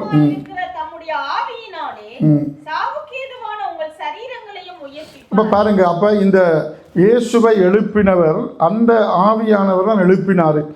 அப்போ இயேசு என்ன சொல்கிறார், மாமிசத்தில் கொலை உண்டு ஆவியில் உயிர்ப்பிக்கப்பட்டார். அந்த ஆவியில், அதாவது அந்த இயேசு பரிசுத்த ஆவியினால் அவர் என்ன செய்தார் என்றால், இன்றைக்கு காவலில் இருக்கிற அந்த ஆவிகளுக்கு அன்றைக்கு நோவா மூலமாக என்ன செய்தாராம், பிரசங்கம் பண்ணினார். அதுதான் சரியான கருத்து. விளங்கிச்சா? இன்றைக்கு அந்த ஆவியெல்லாம் எங்கே, நோவாவின் காலத்தில் கீழ்ப்படியாத ஆவியெல்லாம் பாதாளத்தில் இருக்கிறது. அந்த ஆவிகளுக்கு இயேசு என்ன செய்தார், அன்றைக்கு இதே ஆவியான இயேசு வந்து எப்போ இருக்கிறார், ஆதியிலிருந்தே இருக்கிறார். கர்த்தருடைய தூதனானவர் என்று பீலையாம் போகும்போது அந்த மறிக்கிறாருன்னா இயேசு எங்கெல்லாம் கர்த்தருடைய தூதனானவர் என்று எழுதப்பட்ட இயேசு ஆபிரகாமுக்கு அங்கே தரிசனமாகி வருகிறார். அப்போ இங்கே வந்து அந்த ஆவியில் எந்த ஆவியில், அந்த பரிசுத்த ஆவியில் அவர் என்ன செய்தாராம், இன்றைக்கு காவலில் உள்ள ஆவிகளுக்கு அன்றைக்கு என்ன செய்தார், நோவாவை கொண்டு பிரசங்கம் பண்ணினார். அந்த ஆவிகள் பூர்வத்தில் நோவா பேழை ஆயத்தம் பண்ணும் நாட்களில் என்ன செய்யப்பட்டதாம், தேவன் நீடிய பொறுமையோடு காத்திருந்த போது கீழ்ப்படியாமல் போனவைகள் என்று வேதம் சொல்ல. அப்போ இங்கே என்னத்தை சொல்ல வர்றார், மாமிசத்தில் இயேசு மறித்திருந்தாலும் ஆவியில் அவர் உயிர்த்தெழுந்தின, அவர்கள் சரீரம் மறித்தது. ஆனால் இயேசு உயிர்த்தெழுந்த போது எப்படி உயிர்த்தெழுந்தார் சொல்லுங்கள், சரீரத்தில் மகிமையின் சரீரத்தில் உயிர்த்தெழுந்தார். அதை முடக்கக்கூடாது. இயேசு உயிர்த்தெழுந்தவர்களில் முதல் பலனானவர் என்றால், மறித்தவர்கள் லாசர் உயிரோடு எழுந்தான், அநேக பரிசுத்தவான்கள் எல்லாம் உயிர்த்தெழும்பினார்கள். இன்னும் யாரும் மகிமையின் சரீரத்தோடு உயிர்த்தெழவில்லை. அதை மறக்கக்கூடாது. ஒருவருமே அப்படி இந்த உலகத்தில் மறித்தவங்க உயிர்த்தெழுந்தா திரும்பி என்ன செய்தாங்க, திரும்பி மறித்தாங்க. இப்போ நான் ஒரு மனிதன் மறிச்சிட்டான் சரீர பிரகாரமாக, திரும்ப நாங்கள் போய் ஜெபிக்கிறோம் சபையாக, அவன் திரும்ப உயிர்த்தெழுந்துட்டான் லாசரு, திரும்ப அவன் என்ன செய்வான், கண்டிப்பாக மறிவான். எப்போ மகிமையின் சரீரத்தோடு மனிதன் உயிர்த்தெழுகிறானோ அதுக்கப்புறம் அவனுக்கு என்ன வராது, மரணம் வராது. வேதத்தில் எந்த ஒரு மனிதனும் அதாவது மகிமையின் சரீரத்தோடு மறிக்கவில்லை என்பதை மறக்கக்கூடாது. இயேசு ஒருவர், அதெல்லாம் மறித்தவர்களில் இயேசு உயிர்த்தெழுந்தவர்கள் முதல் பலனானவர் என்றால் அவர் மகிமையின் சரீரத்தோடு உயிர்த்தெழுந்தார். சீசர்கள் பயந்து இருக்கும்போது இயேசு என்ன செய்ய, கதவுகள் பூட்டியிருக்கையில் இயேசு வந்து நின்று நடுவில் உங்களுக்கு சமாதானம் என்று சொன்னார். இப்போயெல்லாம் மகிமையின் சரீரத்தை நாங்கள் புரிஞ்சு கொள்ள எங்களால் முடியாது. அது எப்போ கிடைக்கும், இயேசுடைய வருகையில் தான் கிடைக்கும். அப்போ தான் அதனால் வந்து யாருமே மகிமையின் சரீரத்தோடு உயிர்த்தெழவில்லை என்பதை புரிஞ்சு கொள்ளுங்க. அப்போ அந்த ஆவியில், பரிசுத்த ஆவியினால் அவர் என்ன செய்தாராம், அன்றைக்கு நோவாவை கொண்டு நோவாவோட கூட இருந்து அன்றைக்கு இருந்த எல்லா பரிசுத்தவான்களுக்குள்ளேயும் ஆண்டவர் தான் இருந்தார். ஏன்னா எல்லா காரியங்களையும் பிதாவாகிய தேவன் இயேசுவிடத்தில் ஒப்பு கொடுத்திருக்கிறார். அதனால் அன்றைக்கு அவர் தேவ தூதனாக வந்திருந்தார், எல்லாமாக வந்தார். பிதாவாகிய தேவன் அந்த ஒரு மோசையோடு மலையில் இருந்தார். மோசைக்கு கூட சொல்கிறார், நான் கடந்து போகும்போது என்னோடய முதுகை பார்ப்பேன், என்ன பார்த்தீங்கன்னா உயிரோட இருக்க மாட்ட தேவனை ஒருவரும் ஒரு காலம் கண்டதில்லை என்று வேதம் தெளிவாக சொல்லுது. கண்டாலும் ஒருவரும் உயிரோடு இருக்க முடியும். அவ்வளவு மகிமை உள்ளவர், வல்லமை உள்ளவர். அப்போ இயேசு கிறிஸ்துவாகத்தான் பரிசுத்தவான்களுக்கு அவர் தன்னை என்ன செய்தார், வெளிப்படுத்தினார். பின்பு அவர் மனிதனாகவே இந்த பூமிக்கு வந்தார். அப்போ அதை புரிஞ்சு கொடுங்க. அப்போ அந்த ஆவியில் நோவா வேலையை ஆயத்தம் பண்ண நாட்களில் தேவன் நீடிய பொறுமையாக இருந்தார். இந்த ஆவியில், எந்த ஆவியில், இப்போ பாருங்க, ஒரு மாமிசத்தையும் ஆவியையும் பிரித்து சொல்கிறார் பவுல் பேதுரு. அவர் மாமிசத்தில் தான் செத்தாரை ஒழிய, ஆனால் என்ன செய்யலை, ஆவியில் மறிக்கவில்லை. ஆவியில் அவர் உயிர்த்தெழுந்து இருந்தார். அந்த ஆவியில் அவர் என்ன செய்தார், அந்த பரிசுத்த ஆவியினால் நோவாவின் காலத்தில் கீழ்ப்படியாத ஆவிகளுக்கு என்ன செய்தாரா, நோவாவை கொண்டு பிரசங்கம் பண்ண 2 பேதுரு 4:2 என்ன வாய்ச்சோம், அவர்கள் அந்த பூர்வ உலகத்தை தப்ப விடாமல் நியாய தீர்ப்பு கொடுத்தவர் திரும்ப போய் பிரசங்கம் பண்ணுவாரா? இல்லை. வேதத்தின்படி ஆனபடினால இந்த வசனத்தை நீங்கள் என்ன செய்யாதீங்க, இயேசு சனிக்கிழமை மறித்து பாதாளத்தில் போய் பிரசங்கம் பண்ணினார் என்பதை இல்லை, பிரசங்கம் பண்ணினார் என்பது மொழி பிழையாக இருக்கிறது. ஒருவேளை இதை மாத்திரம் வேத அறிஞர்கள் ஏற்றுக்கொள்கிறார்கள். இயேசு பாதாளத்தில் போய் பிசாசிட்ட இருந்து எல்லாத்தையும் எடுத்துட்டார் தானே. பாருங்கள், அந்த வெளிப்படுத்தல் ஒரு வசனம் இருக்குது, நான் நினைக்கிறேன். அவர் பாதாளத்துக்கும் இந்த வாசிங்க 1ஆம் அதிகாரம் 18ஆம் வசனம் வாசிங்க. மரித்தேன், வெளிப்படுத்தல் 1:18, மரித்தேன் 1:18, மரித்தேன் ஆனாலும் இதோ சதா காலங்களிலும் உயிரோடு இருக்கிறேன். ஆமேன். பாருங்க, நான் மரணத்திற்கும் பாதாளத்துக்கும் உரிய திறவுகோள்களை உடையவராக இருக்கிறேன். பழைய ஏற்பாட்டு காலத்தில் மரிக்கிறவர்களுடைய ஆத்துமாக்களை பாதாளத்திலே ஒப்பு கொடுக்கிறதுக்கு பிசாசுக்கு அதிகாரம் இருந்தது. அதனால தான் மோசே மரித்த போதும் கூட அவன் என்ன செய்தான், பிசாசு அங்கே போராடினான் என்றெல்லாம் இருக்கிறது. அப்படினால அந்த திறவுகோள்களை பிசாசிட்ட இருந்த அந்த அதிகாரத்தை பிடுங்கி எழுத்தார். அதனால் அந்த வெற்றியை போய் இயேசு என்ன செஞ்சிருப்பார், பாதாளத்தில் சென்ற அந்த வெற்றியை பிசாசுகளுக்கு முன்னாக அவர் பறைசாற்றி இருக்க முடியும். பேதுரு இந்த இடத்துல அந்த வசனம் மாத்திரம் சொல்கிறார். மறைக்கப்பட்டவைகள் வேதம் சொல்லுது, பாகம் 29:29 தேவனாகிய கர்த்தருக்கு உரியவைகள். அப்போ இந்த வசனத்தை நாங்கள் இனி என்ன செய்யக்கூடாது, இயேசு பாதாளத்தில் போய் பிரசங்கம் பண்ணினார் என்று மனம் திரும்புறதுக்கு ஒரு சந்தர்ப்பத்தை கொடுத்தாரு. உபத்திரவ என்ன சொன்ன என்ன இடம் சொன்னால் மறந்து போயிடு. அங்கே ஒரு இடத்துல போய் இது என்ன முதல் சொன்னால் பேரே வருதில்லை, அந்த என்ன உத்தரிப்பு ஸ்தலம், அது வர உத்தரிப்பு ஸ்தலத்தில் போய் மனம் திரும்ப இன்னொரு சந்தர்ப்பம் எல்லாம் கத்திரங்களுக்கு கொடுக்க ஒரு நாளும் மாட்டார், கொடுக்கப்பட மாட்டார். இந்த செய்தியை புரிஞ்சு கொள்றீங்களா? அந்த ஆவியிலே, அந்த பரிசுத்த ஆவியிலே நோவாவை கொண்டு இன்றைக்கு கீழ்ப்படியாமல் இருக்கிற அந்த காவலில் உள்ள ஆவிகளுக்கு அன்றைக்கு இயேசு என்ன செய்தார், நோவா மூலமாய் பிரசங்கம் பண்ணினார் என்பது சரியான மொழியாக்கமாய் வரும்.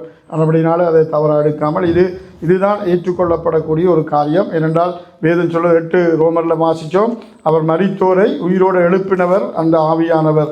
அப்போ இயேசு கிறிஸ்துவை என்ன பார்த்தோம், மேலும் அன்றையும் இயேசுவை மரித்தோரிலிருந்து எழுப்பினவருடைய ஆவி உங்களில் வாசமாயிருந்தால், என்ன ஆவி, பரிசுத்த ஆவியானவர் உங்களில் வாசமாயிருந்தால் கிறிஸ்துவை மரித்தோரிலிருந்து எழுப்பினவர் உங்களில் வாசமாயிருக்கிற தம்முடைய ஆவியினாலே சாவுக்கு ஏதுவான உங்கள் சரீரங்களை உயிர்ப்பிப்பார். அப்போ நாங்களும் இயேசு வரும்போது எங்களை உயிர்ப்பிக்கிறவர் யார், பரிசுத்த ஆவியானவர் எங்களை உயிர்ப்பிப்பார் கிறிஸ்துவுடைய வருகையில். உங்களுக்கு தெரியுமா, கிறிஸ்துவுடைய வருகையில் நாங்கள் இயேசுவின் பிள்ளைகள் என்று நம்மை அடையாளம் காட்டுகிறது பரிசுத்த ஆவியானவர் தான். வேதம் சொல்லுது, இயேசு இந்த பூமியில் வந்த பிறகு பரிசுத்த ஆவியானவர் இப்போ இருக்கிறது போல் இருக்க மாட்டார். இன்றைக்கு நாங்களே இப்படி இருக்கிறோம், பிசாசுடைய தாக்கம் இல்லாமல் ஆவியானவர் இருக்கிறார். பிசாசு வெள்ளம் போல் வரும்போது ஆவியானவர் நமக்காக ஏகோடி ஏற்றார்.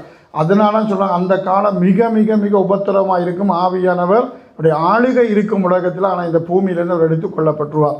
இன்றைக்கு வேதம் சொல்லி அவர் சொன்னார், நான் போவேனியாகில் தேற்றரவாளனாகிய பரிசுத்த ஆவியானவர் உங்களுக்கு அனுப்பி அவர் வந்து சகல சத்தியத்துக்கு எங்களை நடத்துகிறார். இப்போ இன்றைக்கு எங்கே நாங்கள் இப்படி இருக்கிறோம் என்றால் எங்களை நடத்துகிறதெல்லாம் யார், ஆவியானவர். நாங்கள் மாமிசத்தில் இருந்து ரட்சிக்கப்பட்டிருக்கோம், இன்னும் மாமிச சரீரத்தில் இருந்தாலும் பரிசுத்த ஆவியானவர் நமக்குள்ள மகிமையின் நம்பிக்கையாக கொலோசையில் பார்க்கணும், நமக்குள்ள என்ன செய்கிறார், வாசமாக இருக்கிறதுனால தான் நாங்கள் பிசாசனுடைய அழிவில் அழிந்து போகாமல் நாங்கள் இருக்கங்களை பாதுகாத்து எழுந்து நின்று தேவ சமூகத்தில் ஜெபிப்போம்.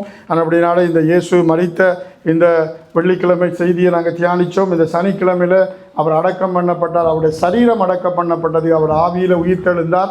அந்த ஆவியில் போய் அவர் காவலில் உள்ள ஆவிகளுக்கு தன்னுடைய வெற்றியை ஒருவேளை அவர் அறிவித்திருக்க முடியும்.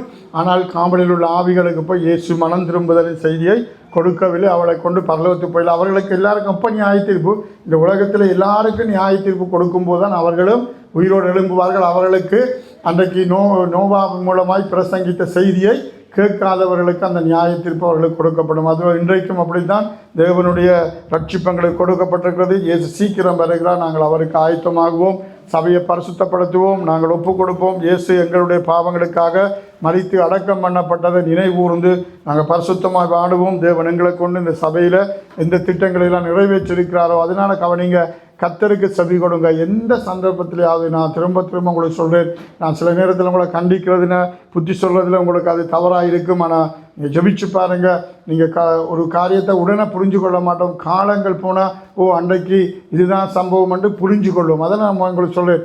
நான் இந்த உங்களுக்கு தெரியா, உங்களை பார்க்கலும் இந்தியாவில் இலங்கையில எல்லாம் நல்ல டொப் லெவலில் இருக்கிற பெரிய ஊழியக்காரெல்லாம் என்னோட நல்ல பழக்கம். ஆனால் அவர்கள் கூட தவறான ஒரு செய்தியை கொடுத்தா நான் ஒரு நாளும் அக்செப்ட் பண்ண மாட்டேன். அதனால் புரிஞ்சு கொள்ளுங்க, எந்த மனுஷராக இருந்தாலும் எவர்களும் நமக்கு இந்த உலகத்தில் பெருசு கிடையாது. நான் எல்லாரோடையும் போகிறேன் பழகிறேன் பாருங்கள். ஒவ்வொரு நாளுமே நான் உங்களுக்கு ஒரு காரியம் சொல்கிறேன், நீங்கள் உண்மையாக கர்த்தரங்களை நடத்தினா எந்த ஒரு மனிதனாலும் நீங்கள் பாதிக்கப்படக்கூடாது. நான் தான் சொல்ல பாரு, இன்றைக்கு நான் எவ்வளோ பேரோட போய் பழகினாலும் என்னிட்ட இருக்கிற நல்ல காரியங்களை அவர்களுக்கு கற்றுக் கொடுப்பேன் ஒழிய அவர்களுக்கு ஒரு நாள் வேதம் சொல்வது மனுஷர்களுக்கு அடிமைகளாகாது இருங்கள், எவ்வளவு பெரிய ஆக்களாக இருந்தாலும். அதனால் நான் சாத்ராக் மேசாக் ஆபேத்நேகோ எத்தனையோ பேர் இன்றைக்கு நான் உங்களுக்கு சொல்லேன், எவர் நல்லவர்கள் எவர் கெட்டவர்கள் என்று நமக்கு தெரியவே தெரியாது. வேதம் சொல்ல ஒரு மனிதனுடைய கனிகளினாலோ இல்லை ஒரு மனிதனுடைய ஒரு சந்தர்ப்பம் வரும்போது ஒரு மனிதன் நல்லவனா கெட்டவனான்னு உணர முடியும். அப்படியெல்லாம் நான் அதைத்தான் சொல்ல வரேன். இன்றைக்கு மற்றவர்களை நான் மாற்ற உண்மையே, மற்றவர்களை என்னை மாற்றக்கூடாது. நாங்கள் மற்றவர்களை மாற்றுகிறவர்களாய் நாங்கள் காணப்படுவோம். அதனால் அன்பு பழகிறது, கொடுக்கல் வாங்கல் எல்லாமே நமக்கு நல்லது, நட்பு எல்லாம் நல்லது. ஆனால் கர்த்தர் உங்களை நடத்துகிற திட்டங்கள் தீர்மானங்களுக்கெல்லாம் எவரும் உங்களுக்கு அதாவது ஒரு சபை என்றால் பாஸ்டர் ஆலோசனை கொடுப்பா மேலே இருக்கும், அதெல்லாம் அது ஏற்றுக்கொள்ள வேண்டியது. மற்ற நேரத்தில் எந்த மனிதனுடைய சத்தத்துக்கும் செவி கொடுக்காமல் தேவன் எங்களை நடத்த ஒப்பு கொடுப்போம். தேவன் எங்களை கொண்டு பெரிய காரியங்களை செய்வார். நேரம் போயிட்டோன்னு எனக்கு கண்டிப்பாக தெரியும். நாங்கள் இன்றைக்கி ஆண்டவருடைய சமூகத்தில் தான் வந்திருக்கிறோம். நாங்கள் ஜெபிச்சு நாங்கள் முடிப்போம். நாளைக்கும் கூட ஆராதனையில் கர்த்தர் பெரிய காரியம் செய்து நடத்துவாராக. எல்லாம் ஜெபிப்போமா. நல்ல பிதாவே, உங்களுக்கு நன்றி. இயேசுவின் நாமத்திலே இன்றைக்கு நாங்கள் கற்றுக்கொண்ட எல்லா வார்த்தைகளுக்காய் நன்றி. நேரங்களை கடந்து நாங்கள் நின்றாலும் இன்றைக்கு கற்றுக்கொண்ட ஒவ்வொரு வார்த்தைகளின்படி நம்முடைய பிள்ளைகள் இந்த நாட்களில் நீர் எதை செய்ய சித்தமாக இருக்கிறீரோ அந்த தேவ சித்தங்கள் திட்டங்களை பிசாசினால எந்த தடைகள் வந்திருந்தாலும் என் தேவன் நீங்கள் நடத்துங்கப்பா. கடைசி நேரத்திலையும் உம்மால் அற்புதங்களை செய்ய முடியும் ஐயா. நீர் அற்புதங்கள் அதிசயங்களை செய்கிறவர். எல்லாவற்றையும் ஆண்டவரை உம்முடைய சித்தத்துக்கு நாங்கள் ஒப்புக் கொடுக்கிறோம். இந்த சபை உம்முடைய சரீரத்துக்கு அடையாளமாக இருக்கிறது. இந்த சபை பாதுகாக்கப்படவும் பக்தி விருத்தி அடையவும் வேண்டும் என்பதை இன்றைக்கு நாங்கள் கற்றுக்கொண்டிருக்கிறோம். ஆண்டவரை ஒரு தரம் மரிப்பதும் பின்பு நியாய தீர்ப்படைவதும் மனுஷருக்கு நியமிக்கப்பட்டிருக்கிறதுனால இந்த நாளில் உம்முடைய சரீரம் அடக்கம் பண்ணப்பட்டது. வாரத்தின் முதல் நாளிலே நீ உயிரோடு எழும்பினீர். ஆனாலும் நீர் ஆவியிலே ஆண்டவரை மாம்சத்தில் மரித்து ஆவியில் உயிர்ப்பிக்கப்பட்டீர். அந்த ஆவியிலே நீர் என்னென்னலாம் செய்தீரோ அது ஆண்டவரே உமக்கு வெளிச்சமாக இருக்கிறதுனால அந்த உயிர்ப்பிக்கப்பட்ட ஆவியானவர் எங்களையும் கிறிஸ்துவின் நாளில் உயிர்ப்பிப்பார் என்று நாங்கள் நம்பி ஆண்டவரை கிறிஸ்துவின் ஆவி உடையவர்களாக கிறிஸ்துவை தரித்து கொண்டவர்களாக அந்த பரிசுத்த ஆவியினாலே ஆளுகை செய்யப்படுகிற பிள்ளைகளாக எங்களை ஒப்புக் கொடுக்கிறோம். ஆண்டவரை நாங்கள் இனி மரித்தால் பாவத்துக்கு ஊழியம் செய்யாதபடி பாவ சரீரம் எங்களை விட்டு ஒளிந்து போகும்படியாக பரிசுத்த ஆவியானவர் எங்களை பரிசுத்த பாதையில் நடத்துவீராக. எங்களுக்காய் மரித்தீரே, அடக்கம் பண்ணப்பட்டீரே, எங்களுக்காய் பாடுகளப்பட்டீரே. நாங்கள் இனி ஆண்டவரே ஒரு பாவம் செய்யாமல் கிறிஸ்துவின் சிலுவையை சுமந்து கொண்டு வருகிறவர்களாக உம்முடைய சமூகத்தில் ஒப்புக் கொடுக்கிறோம். இந்த நாளில் உபவாசித்து தொடர்ந்து ஆண்டவரே சபையினோடு சத்தங்களை கேட்டு கடந்து வந்த ஒவ்வொரு பிள்ளைகளை நிறைவாய் ஆசீர்வதிங்க. உங்களுடைய பிள்ளைகளை கொண்டு பெரிய காரியம் செய்யுங்க. இந்த சபை பாதுகாக்கப்படவும் பக்தி அரித்தி அடைந்து கர்த்தருடைய வருகைக்கு ஆயத்தமாக வேணும் என்று நாங்கள் ஒப்புக் கொடுக்கிறோம். இந்த நாள் ஒப்புக் கொடுத்த ஒவ்வொரு பிள்ளைகளை நிறைவாக ஆசீர்வதிங்க, வழி நடத்துங்க. இயேசுவின் நாமத்தில் செபிக்கிறோம் நல்ல பிதாவே. ஆமேன், ஆமேன், ஆமேன். கரங்களை